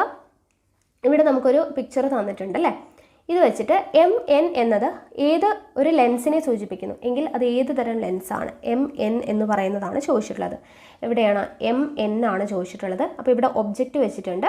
ആ ഒബ്ജക്റ്റ് വെച്ചിരിക്കുന്നതിൻ്റെ എവിടെയാണ് ഇതിൻ്റെ ഇമേജ് ഉണ്ടായിരിക്കുന്നത് നോക്കുക. ഇവിടെ എങ്ങനെയാണ് വന്നിരിക്കുന്നത്? എഫിൽ തന്നെയാണ് വന്നിട്ടുള്ളത്. അപ്പോൾ ഇവിടെ ഒബ്ജക്റ്റ് വെച്ചിട്ടുണ്ട്. അപ്പോൾ ഇത് ഏതാണ് ലെൻസ്? കോൺവെക്സ് ലെൻസ് ആണ്. നമ്മളിപ്പോൾ പഠിച്ചതേ ഉള്ളൂ അല്ലേ? കോൺവെക്സ് ലെൻസ് ആണ്. പ്രതിബിംബത്തിൻ്റെ സവിശേഷത എന്താണ്? വസ്തുവിനേക്കാൾ വലുതും യഥാർത്ഥവും തലകീഴായതുമാണ്. വസ്തുവിനേക്കാളും വലുതും യഥാർത്ഥവും തലകീഴായതുമായിട്ടുള്ളതാണ് പ്രതിബിംബം വരുന്നത്. ഇനി അടുത്ത ചോദ്യം നമുക്ക് നേരത്തെ നമ്മൾ ചെയ്തതാണ്. 25 സെൻറ്റിമീറ്റർ ഫോക്കസ് ദൂരമുള്ള കോൺകേവ് ലെൻസിൻ്റെ പവർ എന്ന് പറയുന്നത് എത്രയാണ് എന്നുള്ളത്. 25 സെൻറ്റിമീറ്റർ എന്നുള്ളതിനെ നമ്മൾ മീറ്ററിലോട്ട് മാറ്റുന്ന സമയത്ത് 0.25 മീറ്റർ എന്ന് വരും. അപ്പോൾ 1/p എന്ന് പറയുന്നതാണ് നമ്മൾ ചെയ്യുക. അപ്പോൾ 1/p എന്ന് പറയുന്നത് എന്താണ്? 1/0.25 is equal to plus 4D dioptre എന്നുള്ളത് നമ്മൾ ചെയ്തതാണ് നേരത്തെ. അപ്പോൾ അതാണ് വരിക. ഓക്കെ, അപ്പോൾ ഇവിടെ കോൺകേവ് ആണ്. കോൺകേവ് ആയതുകൊണ്ട് മൈനസ് ആണ് വരിക, അല്ലേ? മൈനസ് കോൺകേവ് ലെൻസിൻ്റെ ആണ്. കോൺവെക്സ് ആണെങ്കിൽ പോസിറ്റീവ് ആണ് വരിക, കോൺകേവ് ആണെങ്കിൽ നെഗറ്റീവ് ആണ് നമ്മൾ പഠിച്ചിട്ടുണ്ട്. അപ്പോൾ -4D ആണ് ഇവിടെ ഡയോപ്റ്റർ വരിക. ഓക്കെ, ആ ഒരു ചാപ്റ്റർ കഴിഞ്ഞു. ഇനി നമുക്ക് അടുത്തത് പഠിക്കാനുള്ളത് 10ാം ക്ലാസ്സിലെ തന്നെ 6ാമത്തെ ചാപ്റ്ററാണ്, കാഴ്ചയും വർണ്ണങ്ങളുടെ ലോകവും. കാഴ്ചയും വർണ്ണങ്ങളുടെ ലോകവും. അപ്പോൾ നോക്കുക, ആദ്യം തന്നെ നമുക്കിവിടെ ഒരു ചിത്രം തന്നിട്ടുണ്ട്. ഓക്കെ, കണ്ണിലേക്ക് പ്രകാശം എങ്ങനെയാണ് പോകുന്നത്, കാഴ്ച എങ്ങനെയാണ് സാധ്യമാവുന്നത്, അതിൻ്റെ ഉള്ള ഒരു ചിത്രമാണ്. റെറ്റിന, സിലിയറി പേശി, ഐറിസ്, ലെൻസ്, നേത്രനാടി, കണ്ണിൻ്റെ ഭാഗങ്ങളാണ് തന്നിട്ടുള്ളത്. അപ്പോൾ ഐറിസിൻ്റെ മധ്യഭാഗത്തുള്ള കൃഷ്ണമണി അല്ലെങ്കിൽ പ്യൂപ്പിളിൽ കൂടിയാണ് ഒരു വസ്തുവിൽ നിന്നുള്ള പ്രകാശം കണ്ണിലെ ലെൻസിൽ പതിക്കുന്നത്. ഇങ്ങനെ ലെൻസ് രൂപപ്പെടുത്തുന്ന പ്രതിബിംബം റെറ്റിനയിൽ പതിക്കുമ്പോൾ നാം വസ്തുക്കളെ കാണുന്നു. ഇത് നമ്മൾ പഠിച്ചതാണ്, അല്ലേ? ജീവശാസ്ത്രം, ബയോളജിയിൽ പഠിച്ചതാണ്. എന്നാൽ എല്ലാ അകലങ്ങളിലുള്ള വസ്തുക്കളെയും നമുക്ക് വ്യക്തമായി കാണാൻ പറ്റുമോ? എല്ലാ അകലെയുള്ള വസ്തുക്കളെയും നമുക്ക് വ്യക്തമായിട്ട് കാണാൻ പറ്റുമോ എന്ന് ചോദിച്ചു കഴിഞ്ഞാൽ അകലെയും അടുത്തുമുള്ള വസ്തുക്കളെ നമുക്ക് വ്യക്തമായിട്ട് കാണാൻ പറ്റും. ഒരു പുസ്തകം മൂക്കിൽ സ്പർശിക്കുന്ന വിധത്തിൽ പിടിച്ചുകൊണ്ട് വായിക്കാൻ ശ്രമിക്കുക. നമുക്ക് പുസ്തകം മൂക്കിൽ വെച്ചുകൊണ്ട് വായിച്ചു കഴിഞ്ഞാൽ നമുക്ക് വായിക്കാൻ പറ്റുമോ? ഇല്ല, ഒത്തിരി അടുത്താവുമ്പോഴും വായിക്കാൻ പറ്റില്ല, അല്ലേ? പിന്നീട് നമുക്ക് അക്ഷരങ്ങൾ വ്യക്തമായിട്ട് കാണാൻ കഴിയുമോ? ഇല്ല. പുസ്തകം അകലേക്ക് നീക്കിയാലോ? അകലേക്ക് നീക്കുമ്പോൾ നമുക്ക് കാണാനായിട്ട് പറ്റും. കണ്ണിൽ നിന്ന് എത്ര അകലത്തിലെത്തുമ്പോഴാണ് നമുക്ക് വ്യക്തമായിട്ട് കാണാൻ പറ്റുന്നത്? വ്യക്തമായിട്ട് കാണാൻ പറ്റുന്ന അകലം എന്ന് പറയുന്നത് എത്രയാണ്? 25 സെൻറ്റിമീറ്റർ നീക്കുമ്പോഴാണ് നമുക്ക് വ്യക്തമായിട്ട് കാണാൻ പറ്റുക. അപ്പോൾ ഒരു മീറ്റർ സ്കെയിൽ ഉപയോഗിച്ച് അളന്ന് നോക്കൂ. ഇങ്ങനെ കിട്ടുന്ന കുറഞ്ഞ ദൂരത്തെ വ്യക്തമായ കാഴ്ചയ്ക്കുള്ള ദൂരം, least distance of distinct vision എന്നാണ് പറയുന്നത്. ഓക്കെ, അപ്പോൾ ഏറ്റവും കുറഞ്ഞ, നമുക്ക് കാഴ്ചയ്ക്ക് വേണ്ടിയിട്ടുള്ള ഏറ്റവും കുറഞ്ഞ ദൂരം എത്രയാണ്? 25 സെൻറ്റിമീറ്റർ ആണ്. അതൊന്ന് പഠിച്ചു വയ്ക്കുക. അപ്പോൾ ഒരു വസ്തുവിനെ വ്യക്തമായി കാണാൻ കഴിയുന്ന ഏറ്റവും അടുത്തുള്ള ബിന്ദുവിനെയാണ് നിയർ പോയിന്റ് എന്ന് പറയുന്നത്. ആരോഗ്യമുള്ള കണ്ണുകൾക്ക് വ്യക്തമായിട്ടുള്ള കാഴ്ചയ്ക്കുള്ള കുറഞ്ഞ ദൂരം 25 സെൻറ്റിമീറ്റർ ആണെന്ന് കണക്കാക്കിയിരിക്കുന്നു. ഓക്കെ, അപ്പോൾ ആരോഗ്യമുള്ള കണ്ണുകൾക്ക് വ്യക്തമായിട്ട് കാഴ്ചയ്ക്കുള്ള കുറഞ്ഞ ദൂരം എത്രയാണ്? 25 സെൻറ്റിമീറ്റർ ആണ്. പുസ്തകം വായിക്കുമ്പോഴും നക്ഷത്രങ്ങളെ നിരീക്ഷിക്കുമ്പോഴും വ്യക്തമായ പ്രതിബിംബം റെറ്റിനയിൽ തന്നെ രൂപപ്പെടുന്നത് എപ്രകാരമായിരിക്കും? ഇവിടെ വസ്തുക്കൾ വ്യത്യസ്ത അകലങ്ങളിലാണ് സ്ഥിതി ചെയ്യുന്നത്. എന്നാൽ റെറ്റിനയും ലെൻസും തമ്മിലുള്ള അകലത്തിൽ മാറ്റം ഉണ്ടാകുന്നുണ്ടോ? ഇത് എങ്ങനെയാണെന്ന് അറിയുന്നതിനായിട്ട് ലെൻസിൻ്റെ പ്രതിബിംബ രൂപീകരണവുമായി ബന്ധപ്പെട്ട ഒരു പരീക്ഷണം ആണ് ഇവിടെ നൽകിയിട്ടുള്ളത്. അപ്പോൾ ആ പരീക്ഷണത്തിൽ നിന്ന് കിട്ടുന്ന റിസൾട്ട് ഇവിടെ ഒന്ന് നോക്കുക. നാം അടുത്തുള്ള വസ്തുക്കളെ നോക്കുമ്പോൾ കണ്ണിലെ കോൺവെക്സ് ലെൻസുമായി ബന്ധപ്പെട്ടിരിക്കുന്ന സീലിയറി പേശികൾ സങ്കോചിക്കുകയും ലെൻസിൻ്റെ വക്രത കൂടുകയും ചെയ്യുന്നു. ഫോക്കസ് ദൂരം കുറയുകയും ചെയ്യുന്നു. അകലെയുള്ള വസ്തുവിനെ നോക്കുമ്പോൾ എന്ത് സംഭവിക്കുന്നു? സീലിയറി പേശികൾ വിശ്രമാവസ്ഥ പ്രാപിക്കുകയും ലെൻസിൻ്റെ വക്രത കുറഞ്ഞ് ഫോക്കസ് ദൂരം കൂടുകയും ചെയ്യുന്നു. ഈ കാര്യം ഒന്ന് മനസ്സിലാക്കി വെക്കുക കേട്ടോ. അടുത്തുള്ള വസ്തുക്കളെ നോക്കുമ്പോൾ എന്താണ് സംഭവിക്കുന്നത്? കണ്ണിലെ കോൺവെക്സ് ലെൻസുമായി ബന്ധപ്പെട്ടിരിക്കുന്ന സീലിയറി പേശികൾ സങ്കോചിക്കുകയാണ് ചെയ്യുന്നത്. ലെൻസിൻ്റെ വക്രത കൂടും, ഫോക്കസ് ദൂരം കുറയും. അകലെയുള്ള വസ്തുവിനെ നോക്കുന്ന സമയത്ത് സീലിയറി പേശികൾ വിശ്രമാവസ്ഥ പ്രാപിക്കുകയും ലെൻസിൻ്റെ വക്രത കുറഞ്ഞ് ഫോക്കസ് ദൂരം കൂടുകയും ചെയ്യുന്നു. ഇനി എന്താണ് കണ്ണിൻ്റെ സമഞ്ജനക്ഷമത? എന്താണ്? വസ്തുക്കളുടെ സ്ഥാനം എവിടെയായിരുന്നാലും പ്രതിബിംബം റെറ്റിനയിൽ പതിക്കത്തക്ക വിധം ലെൻസിൻ്റെ വക്രത വ്യത്യാസപ്പെടുത്തി ഫോക്കസ് ദൂരം ക്രമീകരിക്കാനുള്ള കഴിവാണ് കണ്ണിൻ്റെ സമഞ്ജനക്ഷമത അല്ലെങ്കിൽ പവർ ഓഫ് അക്കോമഡേഷൻ എന്ന് പറയുന്നത്. വസ്തുക്കൾ എവിടെ ഇരുന്നാലും, ഏത് സ്ഥാനത്ത് ഇരുന്നു കഴിഞ്ഞാലും അതിൻ്റെ പ്രതിബിംബം റെറ്റിനയിൽ തന്നെ പതിക്കത്തക്ക വിധം ലെൻസിൻ്റെ വക്രതയെ വ്യത്യാസപ്പെടുത്തി ഫോക്കസ് ദൂരം ക്രമീകരിക്കുന്നതിനുള്ള കഴിവിനെയാണ് എന്തെന്ന് പറയുന്നത്? കണ്ണിൻ്റെ സമഞ്ജനക്ഷമത എന്ന് നമ്മൾ പറയുന്നത്. ഇനി നമുക്കിവിടെ ഒരു ചിത്രം നൽകിയിട്ടുണ്ട്. ഇവിടെ ABC എന്ന് പറഞ്ഞ ചിത്രമുണ്ട്. അതിലൊരു ചോദ്യം നോക്കുക. റെറ്റിനയിൽ തന്നെ കൃത്യമായി പ്രതിബിംബം രൂപപ്പെടുന്നത് ഏതിലാണ്? റെറ്റിനയിൽ തന്നെ കൃത്യമായി പ്രതിബിംബം രൂപപ്പെടുന്നത് ഏതിലാണ്? സിയിലാണ്. റെറ്റിനയിൽ തന്നെ കൃത്യമായി പ്രതിബിംബം രൂപപ്പെടുന്നത് എവിടെയാണ്? സിയിലാണ്. ഓക്കെ, നമുക്ക് കാണുന്നുണ്ടല്ലോ ഇവിടെ റെറ്റിനയിൽ തന്നെ കൃത്യമായിട്ട് പ്രതിബിംബം രൂപപ്പെടുന്നത് സിയിലാണ്. മറ്റുള്ളവയിൽ റെറ്റിനയിൽ പ്രതിബിംബം രൂപപ്പെടാത്തതിന് കാരണം എന്താണ്? മറ്റുള്ളവയിൽ റെറ്റിനയിൽ പ്രതിബിംബം രൂപപ്പെടാത്തതിന് കാരണം കണ്ണിലെ ലെൻസിന്റെ പവർ വ്യത്യാസപ്പെടുന്നത്, നേത്രഗോളത്തിന്റെ വലുപ്പം വ്യത്യാസപ്പെടുന്നതാണ്. കണ്ണിലെ ലെൻസിന്റെ പവർ വ്യത്യാസപ്പെടുന്നത്, നേത്രഗോളത്തിന്റെ വലുപ്പം വ്യത്യാസപ്പെടുന്നതൊക്കെയാണ് റെറ്റിനയിൽ പ്രതിബിംബം രൂപപ്പെടാത്തതിന് കാരണം. കറക്റ്റായിട്ട് രൂപപ്പെട്ടിരിക്കുന്നത് സിയിലാണ് എന്നുള്ളത് ഓർത്തിരിക്കുക. അടുത്തത് ദീർഘദൃഷ്ടി അഥവാ hypermetropia or long sight lens. അപ്പോൾ നോക്കുക, ദീർഘദൃഷ്ടിയുള്ള ഒരാളുടെ കണ്ണിലെ പ്രതിബിംബം രൂപപ്പെടുന്നതിൻ്റെ ചിത്രമാണ് നമുക്ക് തന്നിട്ടുള്ളത്. ഇവിടെ ചോദ്യം നോക്കുക, വസ്തു നിയർ പോയിന്റിലായിരിക്കുമ്പോൾ പ്രതിബിംബം റെറ്റിനയിൽ രൂപപ്പെടുന്നുണ്ടോ? വസ്തു നിയർ പോയിന്റിലായിരിക്കുമ്പോൾ പ്രതിബിംബം റെറ്റിനയിൽ രൂപപ്പെടുന്നുണ്ടോ? ചിത്രം നോക്കിയാൽ നമുക്കറിയാൻ പറ്റും, ഇല്ല അല്ലേ. വസ്തു നിയർ പോയിന്റിലായിരിക്കുമ്പോൾ പ്രതിബിംബം ഇവിടെ രൂപപ്പെടുന്നില്ല. കാരണം എന്താ? വ്യക്തമായിട്ടുള്ള പ്രതിബിംബം കാണാൻ കഴിയുന്നില്ല. ഇവിടെ കൊടുത്തിരിക്കുന്നതുണ്ടോ? ഇനി അടുത്ത ചോദ്യം നോക്കുക, വസ്തു അകലെയായിരിക്കുമ്പോൾ പ്രതിബിംബം റെറ്റിനയിൽ രൂപപ്പെടുന്നുണ്ടോ? ഉണ്ട് അല്ലേ. വസ്തു അകലെയായിരിക്കുമ്പോൾ കറക്റ്റായിട്ട് റെറ്റിനയിൽ തന്നെ പ്രതിബിംബം രൂപപ്പെടുന്നുണ്ട്. വ്യക്തമായ പ്രതിബിംബം കാണാൻ കഴിയുമോ? കാണാൻ കഴിയുന്നുണ്ട് അല്ലേ. അപ്പോൾ ഈ ദീർഘദൃഷ്ടി, കണ്ണിൻ്റെ ഈ ന്യൂനതയാണ് ദീർഘദൃഷ്ടി എന്ന് പറയുന്നത്. അപ്പോൾ എന്താണ് ദീർഘദൃഷ്ടി? അകലെയുള്ള വസ്തുക്കളെ വ്യക്തമായി കാണാമെങ്കിലും പ്രതിബിംബം റെറ്റിനയിൽ കൃത്യമായി രൂപപ്പെടാത്തത് മൂലം ചിലർക്ക് അടുത്തുള്ള വസ്തുക്കളെ വ്യക്തമായി കാണാൻ കഴിയുന്നില്ല. കണ്ണിൻ്റെ ഈ വൈകല്യമാണ് ദീർഘദൃഷ്ടി. ഇത്തരത്തിലുള്ള ഒരു വ്യക്തിയുടെ നേത്രങ്ങളുടെ നിയർ പോയിന്റ് 25 സെൻറ്റിമീറ്ററിൽ കൂടുതലായിരിക്കും. അകലെയുള്ള വസ്തുക്കളെ വ്യക്തമായിട്ട് കാണാം, പക്ഷേ റെറ്റിനയിൽ കൃത്യമായിട്ട് രൂപപ്പെടാത്തത് മൂലം ചിലർക്ക് അടുത്തുള്ള വസ്തുക്കളെ കാണാൻ പറ്റില്ല.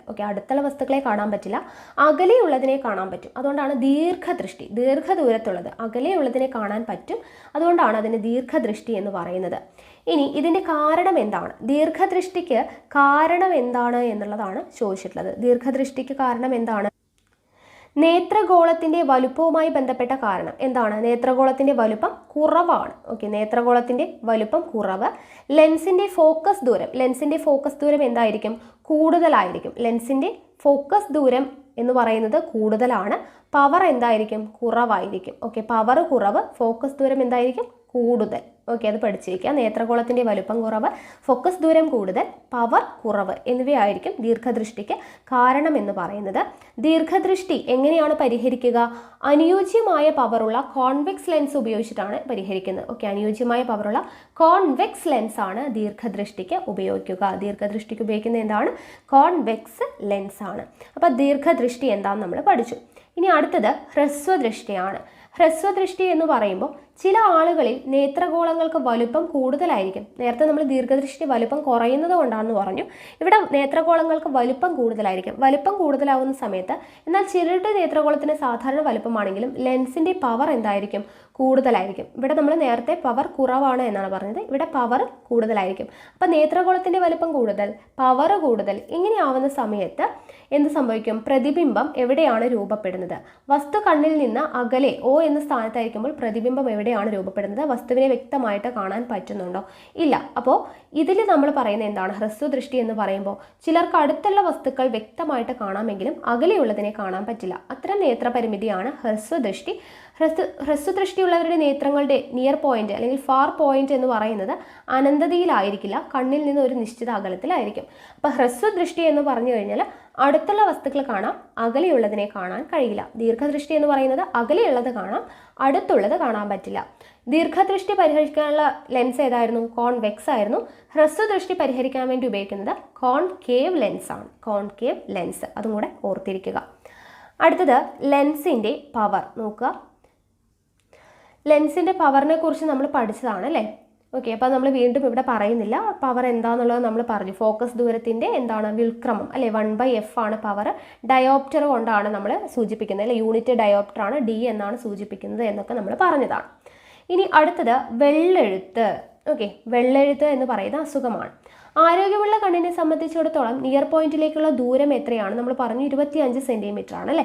അപ്പോൾ പ്രായം കൂടിയവർക്ക് നിയർ പോയിന്റിലേക്കുള്ള അകലം 25 സെൻറ്റിമീറ്ററിനേക്കാൾ കൂടിയിരിക്കും. ഇതിന് കാരണം സീലിയറി പേശികളുടെ ക്ഷമത കുറയുന്നതായിട്ടാണ്. അതായത് അത്തരക്കാർക്ക് പവർ ഓഫ് അക്കോമഡേഷനുള്ള കഴിവ് കുറവായിരിക്കും. ഇതാണ് വെള്ളെഴുത്ത്. അപ്പോൾ സമഞ്ജനക്ഷമത കുറയുക. പ്രായമായവർക്ക് നിയർ പോയിന്റിലേക്കുള്ള ദൂരം 25 സെൻറ്റിമീറ്ററിനേക്കാൾ കൂടുതലാവും. അപ്പോൾ അത് കാരണം സീലിയറി പേശികളുടെ ക്ഷമത കുറയുന്നു. അതുകൊണ്ട് പവർ ഓഫ് അക്കോമഡേഷൻ, സമഞ്ജനക്ഷമത എന്ന് പറയുന്നതിന് കഴിവ് കുറവായിരിക്കും. ഇതിനെയാണ് വെള്ളെഴുത്ത് എന്ന് നമ്മൾ പറയുന്നത്. ഇനി അടുത്തത് നേത്രദാനത്തെക്കുറിച്ചാണ്. നേത്രദാനം നമുക്കറിയാം, നേത്രദാനം മഹാദാനമാണ്. കാഴ്ചശക്തി ഇല്ലാത്തവരിൽ ചിലരെയെങ്കിലും കാഴ്ചയുടെ ലോകത്തേക്ക് കൈപിടിച്ചുയർത്താൻ കോർണിയ മാറ്റിവെക്കാൻ നമുക്ക് കഴിയും. ഏത് പ്രായക്കാർക്കും നേത്രദാനം നടത്താവുന്നതാണ്. ചില പ്രത്യേകതരം അസുഖമുള്ളവരുടെ നേത്രപടലം മാത്രമാണ് ഉപയോഗിക്കാൻ കഴിയാത്തത്. നേത്രദാനത്തിന് സമ്മതം നൽകിയ വ്യക്തിയുടെ മരണശേഷം 6 മണിക്കൂറിനുള്ളിൽ കോർണിയ എടുക്കണം. എത്ര മണിക്കൂറിനുള്ളിലാണ്? 6 മണിക്കൂറിനുള്ളിൽ കോർണിയ എടുക്കണം. എന്നേക്കുമായി കണ്ണടയ്ക്കുന്നവർക്ക് മറ്റുള്ളവരുടെ ജീവിതം പ്രകാശമാനമാക്കാൻ നേത്രദാനത്തിലൂടെ കഴിയും. നേത്രദാനത്തിന്റെ പ്രാധാന്യം മറ്റുള്ളവരെ ബോധ്യപ്പെടുത്താനും അവരുടെ പങ്കാളിത്തം ഉറപ്പാക്കാനും ഉതകുന്ന പ്രവർത്തനങ്ങൾ. അപ്പോൾ അതൊന്നും നമുക്ക് ആവശ്യമില്ല. അപ്പോൾ നേത്രദാനം എന്താണെന്നുള്ളത് നമുക്കറിയാം, അതൊന്ന് മനസ്സിലാക്കി വയ്ക്കുക. ഇനി ത്രിമാന കാഴ്ച. കാഴ്ചയ്ക്ക് ഒരു കണ്ണ് പോരെ, 2 കണ്ണുകളുടെ ആവശ്യകതയുണ്ടോ എന്ന് നിങ്ങൾ ചിന്തിച്ചിട്ടുണ്ടോ?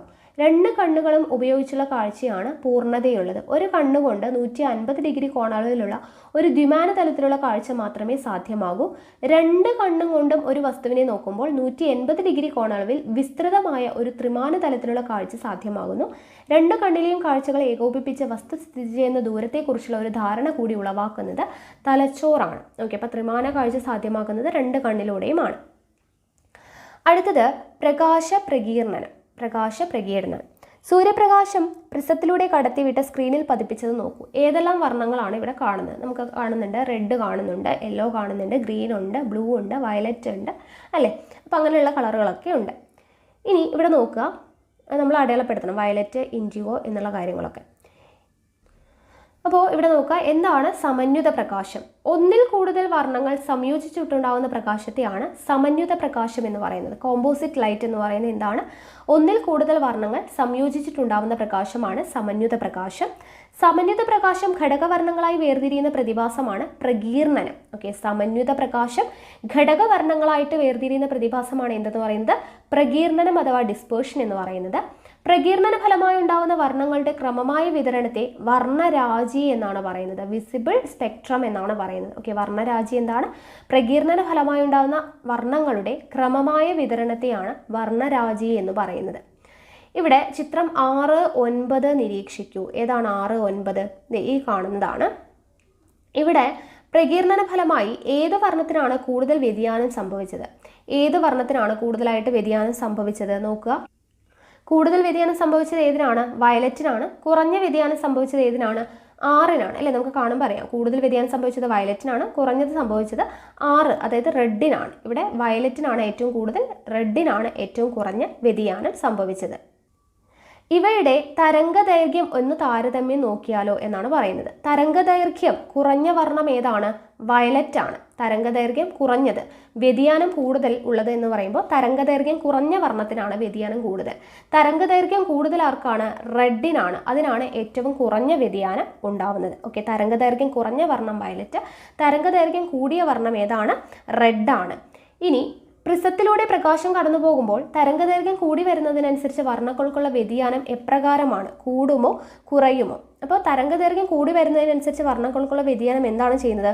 കുറയുകയാണ് ചെയ്യുന്നത്. നമ്മൾ പറഞ്ഞു, തരംഗദൈർഘ്യം കുറഞ്ഞു വരുന്നതിനനുസരിച്ച് വർണ്ണങ്ങൾക്കുള്ള വ്യതിയാനം എന്ത് ചെയ്യും? കൂടുകയും ചെയ്യും. തരംഗദൈർഘ്യം കൂടിയാൽ വ്യതിയാനം കുറയും, തരംഗദൈർഘ്യം കുറഞ്ഞാൽ വ്യതിയാനം കൂടുകയാണ് ചെയ്യുന്നത്. ഇനി അടുത്തത് മഴവില്ലിനെ കുറിച്ചാണ് നമ്മൾ പറയുന്നത്. ഓക്കെ, എപ്പോഴൊക്കെയാണ് മഴവില്ല് ഉണ്ടാവുന്നത്? എപ്പോഴൊക്കെയാണ് മഴവില്ല് ഉണ്ടാവുന്നത്? മഴക്കാലത്ത് രാവിലെയും വൈകുന്നേരവും, അല്ലെ? മഴക്കാലത്ത് രാവിലെയും വൈകുന്നേരവുമാണ് മഴവില്ല് ഉണ്ടാവുന്നത്. മഴവില്ല് കിഴക്ക് ഭാഗത്ത് കാണുമ്പോൾ സൂര്യൻ ഏതു ഭാഗത്തായിരിക്കും? മഴവില്ല് കിഴക്കാണെങ്കിൽ സൂര്യൻ എവിടെയായിരിക്കും? സൂര്യൻ പടിഞ്ഞാറ് ഭാഗത്തായിരിക്കും, അല്ലെ? മഴവില്ല് കിഴക്കാണെങ്കിൽ സൂര്യൻ ഏതു ഭാഗത്തായിരിക്കും? പടിഞ്ഞാറ് ഭാഗത്തായിരിക്കും ഉണ്ടാവുക. പടിഞ്ഞാറ് ഭാഗത്ത് മഴവില്ല് കാണുമ്പോൾ, എവിടെയായിരിക്കും സൂര്യൻ? സൂര്യൻ കിഴക്ക് ഭാഗത്തായിരിക്കും. സൂര്യൻ എവിടെയാണോ അതിൻ്റെ ഓപ്പോസിറ്റ് ആയിരിക്കും മഴവില്ല് ഉണ്ടാവുന്നത്. ഇനി സൂര്യപ്രകാശത്തിന് അന്തരീക്ഷത്തിലെ ജലകണികകളിൽ സംഭവിക്കുന്ന പ്രകീർണനം കാരണമാണ് മഴവിൽ ഉണ്ടാവുന്നത് എന്ന് നിങ്ങൾ മനസ്സിലാക്കിയിട്ടുണ്ടല്ലോ. സൂര്യപ്രകാശത്തിന് അന്തരീക്ഷത്തിലെ ജലകണികകളിൽ സംഭവിക്കുന്ന പ്രകീർണനം മൂലം. അപ്പോൾ ജലകണികകളിലൂടെ കടന്നു പോകുന്ന സൂര്യപ്രകാശത്തിന് എപ്രകാരമാണ് പ്രകീർണനം സംഭവിക്കുന്നത്? ജലകണികകളിലൂടെ കടന്നു പോകുന്ന സൂര്യപ്രകാശത്തിന് എങ്ങനെയാണ് പ്രകീർണനം സംഭവിക്കുന്നത് എന്നുള്ളതാണ് ചോദിക്കുന്നത്. എങ്ങനെയാണ്? സൂര്യപ്രകാശം ജലകണികകളിലൂടെ കടന്നു പോകുന്ന സമയത്ത് എന്താണ് സംഭവിക്കുന്നത്? അപവർത്തനത്തിനും ആന്തര പ്രതിപതനത്തിനും വിധേയമാകുന്നുണ്ട്. ഓക്കെ, പിന്നീട് ദൃഷ്ടിരേഖയുമായി ഒരേ കോണളവിൽ കാണപ്പെടുന്ന കണികകളിലൂടെ പുറത്തു വരുന്ന പ്രകാശരശ്മി ഒരേ വർണ്ണത്തിലുള്ളതായതുകൊണ്ട് തന്നെ ഇവ ഒരു വൃത്തചാപത്തിൽ സ്ഥിതി ചെയ്യുന്നതായിട്ട് നമുക്ക് അനുഭവപ്പെടുകയാണ്. അപ്രകാരം പുറം വക്കിൽ ചുവപ്പും അകത്ത് വയലറ്റും മറ്റു വർണ്ണങ്ങൾ തരംഗ ദൈർഘ്യത്തിനനുസരിച്ച് ഇവയ്ക്കിടയിലും കാണപ്പെടുന്നു. ഇങ്ങനെയാണ് മഴവില്ല്. മഴവില്ലിൻ്റെ നിറം നമുക്കറിയാം വിബ്ജിയോർ എന്നാണ് അല്ലേ, വിബ്ജിയോർ ആണ്. VIBGYOR violet, IndiGo, blue, green, yellow, orange, red ആണ്. അപ്പോൾ ഏറ്റവും പുറമേ ഉള്ളത് റെഡ് ആണ്, ഏറ്റവും അകമേ ഉള്ളത് ആരാണ്?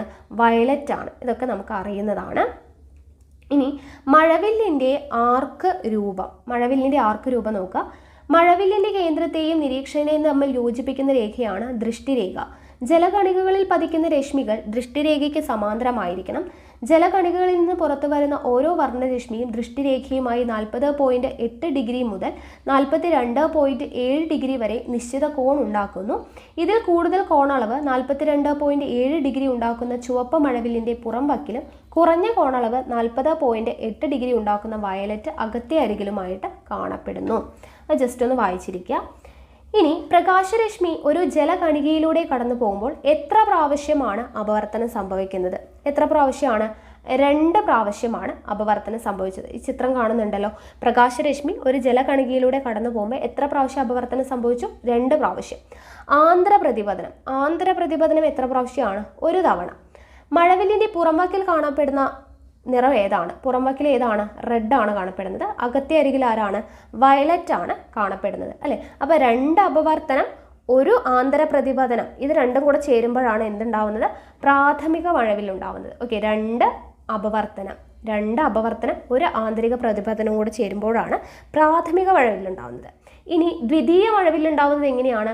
ദ്വിതീയ മഴവില്ലുണ്ടാവുന്നത് 2 അപവർത്തനവും 2 ആന്തര പ്രതിപതനവും ഉണ്ടാവുന്നെങ്കിൽ ദ്വിതീയ മഴവില്ലാണ്. 2 അപവർത്തനവും 2 ആന്തര പ്രതിപതനവും കൂടെ ചേരുമ്പോഴാണ് ദ്വിതീയ മഴവില്ലുണ്ടാവുന്നത്. 2 അപവർത്തനവും 1 ആന്തര പ്രതിപതനവും കൂടെ ചേരുമ്പോഴാണ് പ്രാഥമിക മഴവില്ല് ഉണ്ടാവുന്നത്. അതുകൂടെ ഒന്ന് ഓർത്തിരിക്കുക. ഓക്കെ, അപ്പോൾ ഇവിടെ നോക്കുക. സൂര്യപ്രകാശം ജലകണികളിലൂടെ കടന്നു പോകുമ്പോൾ അപവർത്തനത്തിനും ആന്തരപ്രതിപതനത്തിനും വിധേയമാവുന്നു. ദൃഷ്ടിരേഖയുമായി ഒരേ കോണളവിൽ കാണപ്പെടുന്ന കണികകളിലൂടെ പുറത്തു വരുന്ന പ്രകാശരശ്മി ഒരേ വർണ്ണത്തിലുള്ളവയായതിനാൽ ഇവ ഒരു വൃത്തചാപത്തിൽ സ്ഥിതി ചെയ്യുന്നതായി നമുക്ക് അനുഭവപ്പെടുന്നു. അപ്രകാരം പുറം വക്കിൽ ചുവപ്പും അകം വശം വയലറ്റും മറ്റു വർണ്ണങ്ങൾ തരംഗദൈർഘ്യത്തിനനുസരിച്ച് ഇവയ്ക്ക് ഇടയിലായും കാണപ്പെടുന്നു. ഇങ്ങനെയാണ് മഴവില്ല് ഉണ്ടാവുന്നത്. ഇനി പ്രാഥമിക വർണ്ണങ്ങളും ദ്വിതീയ വർണ്ണങ്ങളും നോക്കുക. Primary and secondary colours. പച്ച, നീല, ചുവപ്പ് എന്നീ 3 വർണ്ണങ്ങളെ പ്രകാശത്തിൻ്റെ പ്രാഥമിക വർണ്ണങ്ങൾ എന്ന് പറയുന്നു. അപ്പോൾ പ്രകാശത്തിൻ്റെ പ്രാഥമിക വർണ്ണങ്ങളിൽ വരുന്നത് ഏതൊക്കെയാണ്? പച്ച, നീല, ചുവപ്പ്. പനിച്ചു എന്നോർത്ത് വെച്ചാൽ മതി. പച്ച, നീല, ചുവപ്പാണ് പ്രാഥമിക വർണ്ണങ്ങൾ. മറ്റു വർണ്ണങ്ങൾ കൂട്ടിച്ചേർത്ത പ്രാഥമിക വർണ്ണങ്ങൾ നിർമ്മിക്കാൻ കഴിയില്ല. എന്നാൽ പ്രാഥമിക വർണ്ണങ്ങൾ ഉപയോഗിച്ച് എന്ത് ചെയ്യാം? മറ്റു വർണ്ണങ്ങൾ നമുക്ക് നിർമ്മിക്കാൻ സാധിക്കും. ഒരേ തീവ്രതയിലുള്ള പ്രാഥമിക വർണ്ണങ്ങൾ ഏതെങ്കിലും 2 വീതം കൂടിച്ചേർന്നുണ്ടാവുന്ന വർണ്ണങ്ങളാണ് ദ്വിതീയ വർണ്ണങ്ങൾ. ഓക്കെ, ഏതെങ്കിലും 2 പ്രാഥമിക വർണ്ണം ചേർന്നുണ്ടാവുന്നതാണ് ദ്വിതീയ വർണ്ണങ്ങൾ. അപ്പോൾ ഇവിടെ നോക്കുക. പച്ചയും ചുവപ്പും കൂടെ ചേർന്ന് മഞ്ഞ ഉണ്ടാവുന്നു. പച്ചയും നീലയും കൂടെ ചേർത്ത് സയൻ ഉണ്ടാവുന്നു. നീലയും ചുവപ്പും കൂടെ ചേർത്ത് മജന്ത ഉണ്ടാവുന്നു. ഓക്കെ, ഇത് പഠിച്ചിരിക്കണം കേട്ടോ. ഏതെങ്കിലും നമുക്ക് ചോദിക്കാവുന്നതാണ്. ഈ ഭാഗത്ത് നിന്ന് എപ്പോഴും ചോദ്യം വരും. പ്രാഥമിക വർണ്ണങ്ങൾ ഏതൊക്കെയാണെന്ന് പഠിക്കുക. പച്ച, നീല, ചുവപ്പ്. ദ്വിതീയ വർണ്ണങ്ങൾ ഉണ്ടാവുന്നത് എങ്ങനെയാണ്? പച്ചയും ചുവപ്പും കൂടെ ചേർന്ന് എന്തുണ്ടാവുന്നു? മഞ്ഞ ഉണ്ടാവുന്നു. പച്ചയും നീലയും കൂടെ ചേർന്ന് സയൻ ഉണ്ടാവുന്നു. നീലയും ചുവപ്പും കൂടെ ചേർന്ന് എന്തുണ്ടാവുന്നു? മജന്ത ഉണ്ടാവുന്നു. 3 പ്രാഥമിക വർണ്ണങ്ങളെയും സംയോജിപ്പിച്ച് ധവളപ്രകാശം നിർമ്മിക്കാൻ കഴിയും. ഈ 3 പ്രാഥമിക വർണ്ണങ്ങളും, അതായത് പച്ചയും നീലയും ചുവപ്പും കൂടെ സംയോജിപ്പിച്ചാൽ നമുക്ക് എന്തുണ്ടാക്കാൻ സാധിക്കും? ധവളപ്രകാശം നിർമ്മിക്കാൻ സാധിക്കും. അതും കൂടെ ഓർത്തിരിക്കുക. ഓക്കെ, ഇനി നോക്കുക. സൂര്യൻ ചക്രവാളത്തോട് അടുത്തു നിൽക്കുമ്പോൾ നമുക്ക് ദൃശ്യമാകുന്ന മഴവില്ലിന്റെ ഭാഗം കൂടുതലായിരിക്കും. വിമാനത്തിൽ നിന്ന് നോക്കിയാൽ മഴവില്ല് വൃത്താകൃതിയിൽ കാണാൻ കഴിയും. സൂര്യചക്രവാളത്തിൽ നിന്ന് വളരെ ഉയരത്തിലായാൽ മഴവില്ല് അദൃശ്യമാകും. ഓക്കെ, സൂര്യചക്രവാളത്തോട് അടുത്ത് നിൽക്കുമ്പോൾ ദൃശ്യമാകുന്ന മഴവില്ലിന്റെ ഭാഗം കൂടുതലാണ്. വിമാനത്തിൽ നിന്ന് നോക്കിയാൽ വൃത്താകൃതിയിൽ കാണാൻ പറ്റും. സൂര്യൻ ചക്രവാളത്തിൽ നിന്ന് വളരെ ഉയരത്തിലായി കഴിഞ്ഞാൽ എന്ത് സംഭവിക്കും? മഴവില്ല് അദൃശ്യമാകും. ഇത്രയും ഓർത്തിരിക്കുക. ഇനി ധവളപ്രകാശത്തിലെ ഘടകവർണ്ണങ്ങളിലുള്ള നിറങ്ങൾ അതേ ക്രമത്തിലും അനുപാതത്തിലും ഡിസ്ക് പോയിന്റ് ചെയ്ത് ന്യൂട്ടന്റെ വർണ്ണപ്പമ്പരം നിർമ്മിക്കാൻ അറിയാമല്ലോ. ഈ കാണുന്നതാണ് വർണ്ണപ്പമ്പരം. അപ്പോൾ വർണ്ണപ്പമ്പരം രംഗത്തിൽ കറക്കുമ്പോൾ ഏത് നിറത്തിലാണ് കാണപ്പെടുന്നത്? എന്തുകൊണ്ടായിരിക്കാം? ഇവിടെ കൊടുത്തിട്ടുണ്ട്. 0.0625 സെക്കൻഡിനുള്ളിൽ 1/16 സെക്കൻഡ് വർണ്ണപമ്പരത്തിന്റെ 7 നിറങ്ങളിൽ നിന്നുള്ള പ്രകാശരശ്മികളും തുടർച്ചയായി റെറ്റിനിൽ പതിക്കുന്നതുകൊണ്ടാണ് ഡിസ്ക് എന്ത് നിറത്തിൽ കാണപ്പെടുന്നത്? വെള്ള നിറത്തിൽ. നമുക്ക് ഡിസ്ക് നോക്കിക്കഴിഞ്ഞാൽ വെള്ള നിറത്തിലാണ് കാണപ്പെടുന്നത്. അത് എന്തുകൊണ്ടാണ്? എല്ലാ നിറങ്ങളും ഉണ്ട്. 0.0625 സെക്കൻഡിനുള്ളിൽ 1/16 സെക്കൻഡ് വർണ്ണപമ്പരത്തിന്റെ 7 നിറങ്ങളിൽ നിന്നുള്ള പ്രകാശരശ്മികൾ തുടർച്ചയായിട്ട് നമ്മുടെ റെറ്റിനയിൽ പതിക്കുന്നത് കൊണ്ടാണ് ഡിസ്ക് എന്ത് നിറത്തിൽ കാണപ്പെടുന്നത്? വെള്ള നിറത്തിൽ കാണപ്പെടുന്നത്. ഓക്കെ, ഇനി വീക്ഷണ സ്ഥിരത എന്താണെന്ന് അറിഞ്ഞിരിക്കണം. ഒരു ദൃശ്യാനുഭവം നമ്മുടെ റെറ്റിനയിൽ 0.0625 സെക്കൻഡ് അല്ലെങ്കിൽ 1/16 സെക്കൻഡ് സമയത്തേക്ക് തങ്ങി നിൽക്കും. ഈ പ്രതിഭാസമാണ് വീക്ഷണ സ്ഥിരത. ഓക്കെ, അപ്പോൾ വീക്ഷണ സ്ഥിരത എന്ന് പറയുന്നത് 0.0625 സെക്കൻഡ് ആണ്. ആ സെക്കൻഡിനകത്ത് ഒന്നിലധികം ദൃശ്യങ്ങൾ കണ്ടാൽ അവയുടെ എല്ലാം പരിണിത ദൃശ്യാനുഭവം കണ്ണിലുണ്ടാകും. അപ്പോൾ നമ്മുടെ മനുഷ്യരുടെ വീക്ഷണ സ്ഥിരത എത്രയാണ്? 1/16 സെക്കൻഡ് ആണ് എന്നുള്ളത് ഓർത്തിരിക്കുക. ഡിസ്ക് വെള്ളയായിട്ട് കാണാൻ കാരണം എന്താണ്? ഈ വീക്ഷണ സ്ഥിരത കൊണ്ടാണ്. ഓക്കെ, അപ്പോൾ അതുകൂടെ നിങ്ങൾ ഓർത്തിരിക്കുക. ഇനി അടുത്തത് പ്രകാശത്തിൻ്റെ വിസരണമാണ്. പ്രകാശത്തിൻ്റെ വിസരണം ഇവിടെ നോക്കുക. എന്താണ് വിസരണം? പ്രകാശത്തിന് മാധ്യമത്തിലെ കണങ്ങളിൽ തട്ടി സംഭവിക്കുന്ന ക്രമരഹിതവും ഭാഗികവുമായിട്ടുള്ള ദിശാ വ്യതിയാനമാണ് വിസരണം എന്ന് പറയുന്നത്. നമ്മൾ ആദ്യം പഠിച്ചു അല്ലേ? പ്രകാശത്തിന് മാധ്യമങ്ങളിലെ കണങ്ങളിൽ തട്ടി സംഭവിക്കുന്ന ക്രമരഹിതവും ഭാഗികവുമായിട്ടുള്ള ദിശാ വ്യതിയാനമാണ് വിസരണം എന്ന് പറയുന്നത്. ഇവിടെ ഒരു ചിത്രം തന്നിട്ടുണ്ട് അല്ലേ? ഇവിടെ നോക്കുക. ലായനിയിൽ ആദ്യം ഏത് വർണ്ണമാണ് വ്യാപിച്ചത്? ലായനിയിൽ ആദ്യം ഏത് വർണ്ണമാണ് വ്യാപിച്ചത്? നീല അല്ലെ? നീല നിറമാണ് വ്യാപിച്ചത്. ഇനി അതിനുശേഷം സ്ക്രീനിൽ കണ്ട വർണ്ണമാറ്റം ക്രമമായി എഴുതുക എന്ന് പറഞ്ഞു കഴിഞ്ഞാൽ നമുക്കറിയാം വിബ്ജിയോർ, അതാണ് അതിൻ്റെ ക്രമം അല്ലെ? വിബ്ജിയോർ എന്നുള്ളതാണ്. Violet, IndiGo, blue, green, yellow, orange, red. ഏറ്റവും ഒടുവിലായിട്ട് സ്ക്രീനിൽ തെളിയുന്ന വർണ്ണം ഏതാണ്? നമുക്കറിയാം ചുവപ്പാണ്. ഏറ്റവും അവസാനമായിട്ട് വരുന്നത് ചുവപ്പാണ് എന്നുള്ളത് നമുക്കറിയാം. സോഡിയം തയോസൾഫേറ്റും ഹൈഡ്രോക്ലോറിക് ആസിഡും തമ്മിൽ പ്രവർത്തിക്കുമ്പോൾ കൊളോയിഡൽ സൾഫർ അവക്ഷിപ്തപ്പെടുന്നു എന്ന് നിങ്ങൾക്കറിയാമല്ലോ. സൾഫർ കണങ്ങളുടെ വലുപ്പം ക്രമേണ വർദ്ധിച്ച് വരുന്നതിനനുസരിച്ച് വിസരണത്തിനുണ്ടാകുന്ന വ്യത്യാസം തരംഗദൈർഘ്യവുമായി ബന്ധപ്പെടുത്തി ചർച്ച ചെയ്യുക എന്നാണ് പറഞ്ഞിട്ടുള്ളത്. അപ്പോൾ നമുക്കിവിടെ വിസരണവും തരംഗദൈർഘ്യവും എന്ന് പറഞ്ഞ് സെപ്പറേറ്റ് എടുത്ത് നൽകിയിട്ടുണ്ട്. നമുക്ക് നോക്കാം. വിസരണത്തിൻ്റെ നിരക്കും കണങ്ങളുടെ വലുപ്പവും പരസ്പരം ബന്ധപ്പെട്ടിരിക്കുന്നു. കണങ്ങളുടെ വലുപ്പം കൂടുന്നതിനനുസരിച്ച് എന്ത് കൂടും? വിസരണവും കൂടും. കണങ്ങളുടെ വലുപ്പം പ്രകാശത്തിന്റെ തരംഗദൈർഘ്യത്തേക്കാൾ കൂടുതലായാൽ എല്ലാ വർണ്ണങ്ങൾക്കും വിസരണം ഒരുപോലെ ആയിരിക്കും. ഓക്കെ, അപ്പോൾ ഇവിടെ നോക്കുക. സൂര്യപ്രകാശത്തിലെ തരംഗദൈർഘ്യം കുറഞ്ഞ വയലറ്റ്, കടും നീല, നീല എന്നീ വർണ്ണങ്ങൾ അന്തരീക്ഷത്തിലെ കണങ്ങളിൽ തട്ടി കൂടുതൽ വിസരണത്തിന് വിധേയമാകുന്നു. താരതമ്യേന തരംഗദൈർഘ്യം കൂടിയ ചുവപ്പിന് ചെറിയ തടസ്സങ്ങളെ മറികടന്നു പോകാൻ കഴിയുന്നതിനാൽ വിസരണം വളരെ കുറവായിരിക്കും. അപ്പോൾ വിസരണം ഏറ്റവും കൂടുതൽ ആർക്കാണ്? നീല അല്ലേ? നീലയ്ക്കാണ് ഏറ്റവും കൂടുതൽ വിസരണം സംഭവിക്കുന്നത്. ചുവപ്പിന് ചെറിയ തടസ്സങ്ങളെ മറികടന്നു പോകാൻ കഴിവ് കുറവായതുകൊണ്ട് വിസരണം എന്തായിരിക്കും? വളരെ കുറവായിരിക്കും. അതിനാൽ അന്തരീക്ഷത്തിലൂടെ കൂടുതൽ ദൂരം സഞ്ചരിക്കാൻ കഴിയുന്നു. അപ്പോൾ ഈ വിസരണം കൂടുതലുള്ളത് ആർക്കാണ്, കുറവുള്ളത് ആർക്കാണ് എന്നുള്ളത് ഇമ്പോർട്ടൻ്റ് ആണ്, പഠിച്ചു വെക്കുക. ധവളപ്രകാശത്തിലെ ഏതു വർണ്ണത്തിനാണ് കൂടുതൽ വിസരണം സംഭവിക്കുന്നത്? ധവളപ്രകാശത്തിലെ ഏത് വർണ്ണത്തിനാണ് കൂടുതൽ വിസരണം സംഭവിക്കുന്നത്? നമ്മളിപ്പോൾ പഠിച്ചതേ ഉള്ളൂ. വയലറ്റിനാണ് കൂടുതൽ വിസരണം സംഭവിക്കുന്നത്. തരംഗദൈർഘ്യം കൂടിയ ചുവപ്പിന് എങ്ങനെയായിരിക്കും? വിസരണം കുറവായിരിക്കും. ഓക്കെ, ഇവിടെ നമുക്കൊരു ചിത്രം തന്നിട്ടുണ്ട്. ഉദയാസ്തമയങ്ങളിൽ സൂര്യൻ്റെ നിറം എന്ന് പറഞ്ഞിട്ട് ഇവിടെ രാവിലെ വൈകുന്നേരം ഒക്കെ നോക്കുന്നതിൻ്റെ ചിത്രമാണ് തന്നിട്ടുള്ളത്. സൂര്യപ്രകാശം നിരീക്ഷകന്റെ കണ്ണിൽ എത്തുന്നതിന് കൂടുതൽ ദൂരം അന്തരീക്ഷത്തിലൂടെ സഞ്ചരിക്കേണ്ടി വരുന്നത് ഏതൊക്കെ സന്ദർഭങ്ങളിലാണ്? എപ്പോഴൊക്കെയാണ്?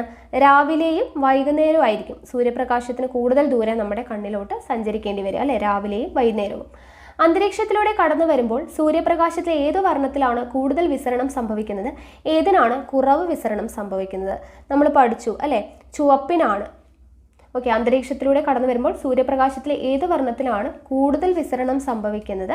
ഏതിനാണ് കുറവ് വിസരണം സംഭവിക്കുന്നത്? അപ്പോൾ ഏറ്റവും കൂടുതലായിട്ട് വിസരണം സംഭവിക്കുന്നത് നമ്മൾ പഠിച്ചു വയലറ്റിനാണ്. ഏറ്റവും കുറവ് വിസരണം സംഭവിക്കുന്നത് റെഡിനാണെന്നുള്ളത് നമ്മൾ പഠിച്ചു. ഇനി കൂടുതൽ ദൂരം സഞ്ചരിക്കേണ്ടി വരുമ്പോൾ നമ്മുടെ കണ്ണിൽ എത്തുന്നത് ഏത് വർണ്ണമാണ്? കൂടുതൽ ദൂരം സഞ്ചരിക്കേണ്ടി വരുമ്പോൾ നമ്മുടെ കണ്ണിൽ എത്തുന്നത് ചുവപ്പ് നിറമാണ്. എന്തുകൊണ്ടാണ്?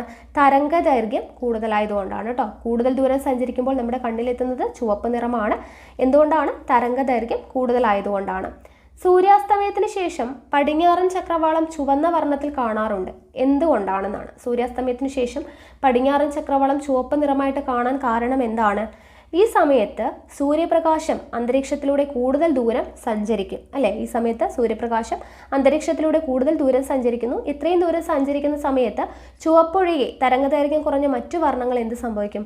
വിസരണം സംഭവിച്ച് ഇല്ലാതാകുന്നു. നമ്മൾ പറഞ്ഞു ചുവപ്പിന് തരംഗദൈർഘ്യം കൂടുതലായതുകൊണ്ട് വിസരണം പതുക്കെ സംഭവിക്കുള്ളൂ. അപ്പോൾ ബാക്കിയുള്ള നിറങ്ങളൊക്കെ വിസരണം സംഭവിച്ച് ഇല്ലാതാവുന്നു.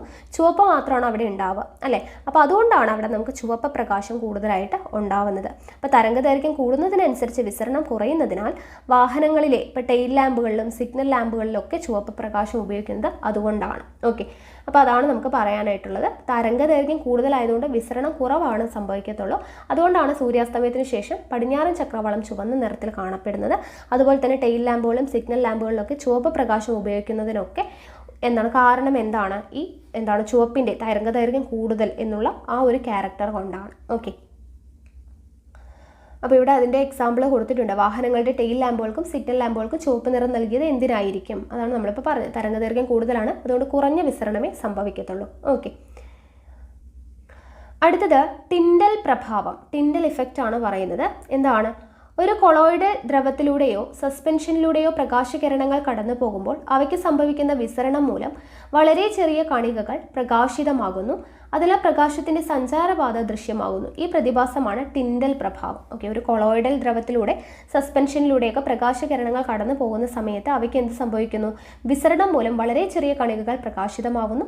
അതിനാൽ പ്രകാശത്തിന്റെ സഞ്ചാരപാത ദൃശ്യമാകുന്നു. ഈ പ്രതിഭാസത്തെയാണ് ടിൻഡൽ പ്രഭാവം എന്ന് പറയുന്നത്. വിസരണത്തിന്റെ തീവ്രത കൊളോയിഡിലെ കണികളുടെ വലുപ്പത്തെ ആശ്രയിച്ചിരിക്കുന്നു. വലുപ്പം കൂടുമ്പോൾ എന്ത് സംഭവിക്കുന്നു? വിസരണ തീവ്രത കൂടുന്നു. അടുത്തത് പ്രകാശ മലിനീകരണം, ലൈറ്റ് പൊല്യൂഷൻ. നമുക്കറിയാം, വെളിച്ചമില്ലാത്ത ഒരു ലോകത്തെക്കുറിച്ച് നമുക്ക് ചിന്തിക്കാൻ തന്നെ കഴിയില്ല.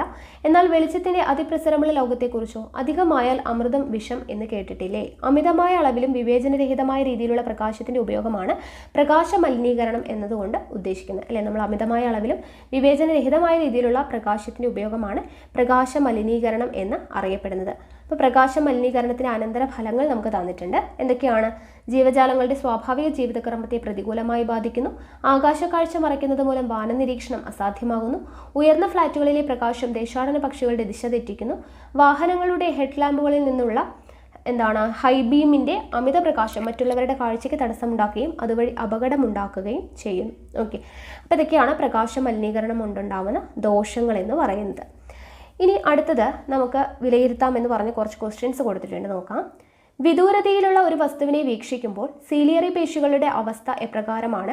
ഈ അവസ്ഥ കണ്ണിലെ ലെൻസിന്റെ ഫോക്കസ് ദൂരത്തെ എപ്രകാരം സ്വാധീനിക്കുന്നു? നമ്മൾ പഠിച്ചതാണ്. സീലിയറി പേശികൾ വിദൂരതയിലുള്ള ഒരു വസ്തുവിനെ വീക്ഷിക്കുമ്പോൾ സീലിയറി പേശികൾ എന്താണ് ചെയ്യുന്നത്?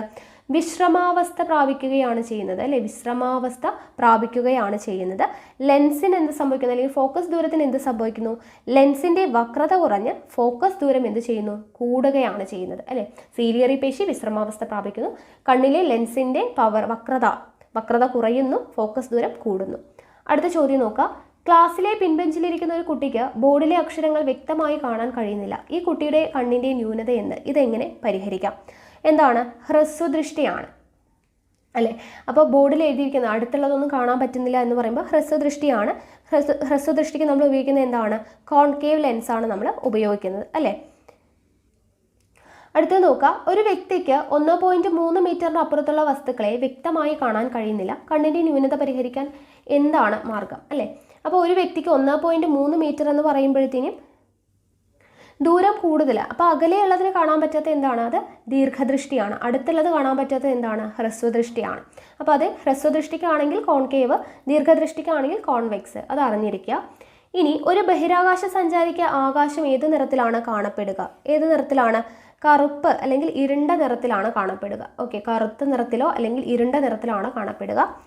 അപായ സൂചനയ്ക്കുള്ള ലാമ്പുകളിൽ ചുവന്ന പ്രകാശം ഉപയോഗിക്കുന്നതിനുള്ള കാരണം എന്താണ്? അപായ സൂചനയ്ക്കുള്ള ലാമ്പുകളിൽ ചുവന്ന പ്രകാശം നമ്മളിപ്പോൾ പറഞ്ഞതേ ഉള്ളൂ. ചുവപ്പിന് എന്താണ്? തരംഗദൈർഘ്യം കൂടുതലാണ്, അതുകൊണ്ട് തന്നെ വിസരണ നിരക്ക് കുറവാണ്. അകലെ നിന്ന് നമുക്ക് തിരിച്ചറിയാനായിട്ട് പറ്റും അല്ലേ? അടുത്ത ചോദ്യം.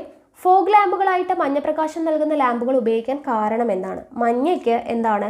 താരതമ്യേന തരംഗദൈർഘ്യം കൂടുതലാണ്, അതുകൊണ്ട് തന്നെ വിസരണ നിരക്ക് കുറവാണ്. മഞ്ഞയ്ക്ക് എന്താണ്? അതുകൊണ്ട് നമുക്ക് ദൃശ്യത കൂടുതലാണ് അല്ലേ? ഇപ്പോൾ ചുവപ്പ് പോലെ തന്നെയാണ് മഞ്ഞയുടെ കാര്യവും പറയുന്നത്. അടുത്ത ചോദ്യം. പ്രകാശ പ്രകീർണനത്തിന് കാരണമായ പ്രതിഭാസം എന്താണ്? പ്രകാശ പ്രകീർണനത്തിന് കാരണമായ പ്രതിഭാസം നമ്മൾ പഠിച്ചു, അപവർത്തനമാണ് അല്ലേ? അപവർത്തനം. അടുത്തത്, പ്രകീർണനം സംഭവിക്കുമ്പോൾ വിവിധ വർണ്ണങ്ങൾക്ക് വ്യത്യസ്ത അളവിൽ വ്യതിയാനം സംഭവിക്കുന്നു. കാരണം എന്താണ്? പ്രകീർണനം സംഭവിക്കുമ്പോൾ വിവിധ വർണ്ണങ്ങൾക്ക് വ്യത്യസ്തമായിട്ടുള്ള രീതിയിൽ വ്യതിയാനം സംഭവിക്കാൻ കാരണം എന്താണ്? തരംഗദൈർഘ്യത്തിലുള്ള വ്യത്യാസമാണ് അല്ലേ? തരംഗദൈർഘ്യത്തിലുള്ള വ്യത്യാസം എഴുതി വയ്ക്കുക.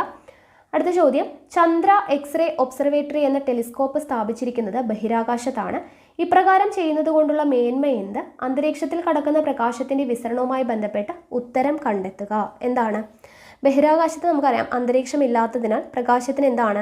വിസരണമൊന്നും സംഭവിക്കുന്നില്ല. അതുകൊണ്ട് തന്നെ വ്യക്തമായിട്ടുള്ള ചിത്രങ്ങൾ നമുക്ക് എടുക്കാനായിട്ട് സാധിക്കും. അത്രയേ ഉള്ളൂ. ഓക്കെ, ബഹിരാകാശത്ത് അന്തരീക്ഷം ഇല്ല, അതുകൊണ്ട് തന്നെ പ്രകാശത്തിന് വിസരണമൊന്നും സംഭവിക്കുന്നില്ല. അതുകൊണ്ട് വ്യക്തമായിട്ടുള്ള ചിത്രങ്ങൾ നമുക്ക് എടുക്കാനായിട്ട് പറ്റും. അതാണ് അവിടുത്തെ കാരണം. ഓക്കെ, അപ്പോൾ ഇത്രയും ആയിക്കഴിഞ്ഞാൽ നമ്മുടെ പ്രകാശം എന്ന് പറയുന്ന ഭാഗം കംപ്ലീറ്റ് ആയിട്ടുണ്ട്. 10ാം ക്ലാസ്സിലെ 3 ചാപ്റ്ററിലൂടെ നമ്മൾ പ്രകാശം എന്ന് പറയുന്ന ഭാഗം കംപ്ലീറ്റ് ആയിട്ട് പഠിച്ചിട്ടുണ്ട്. അപ്പോൾ ഇനി നമുക്ക് അടുത്ത ടോപ്പിക്കുമായിട്ട് അടുത്ത ക്ലാസ്സിൽ കാണാം. താങ്ക്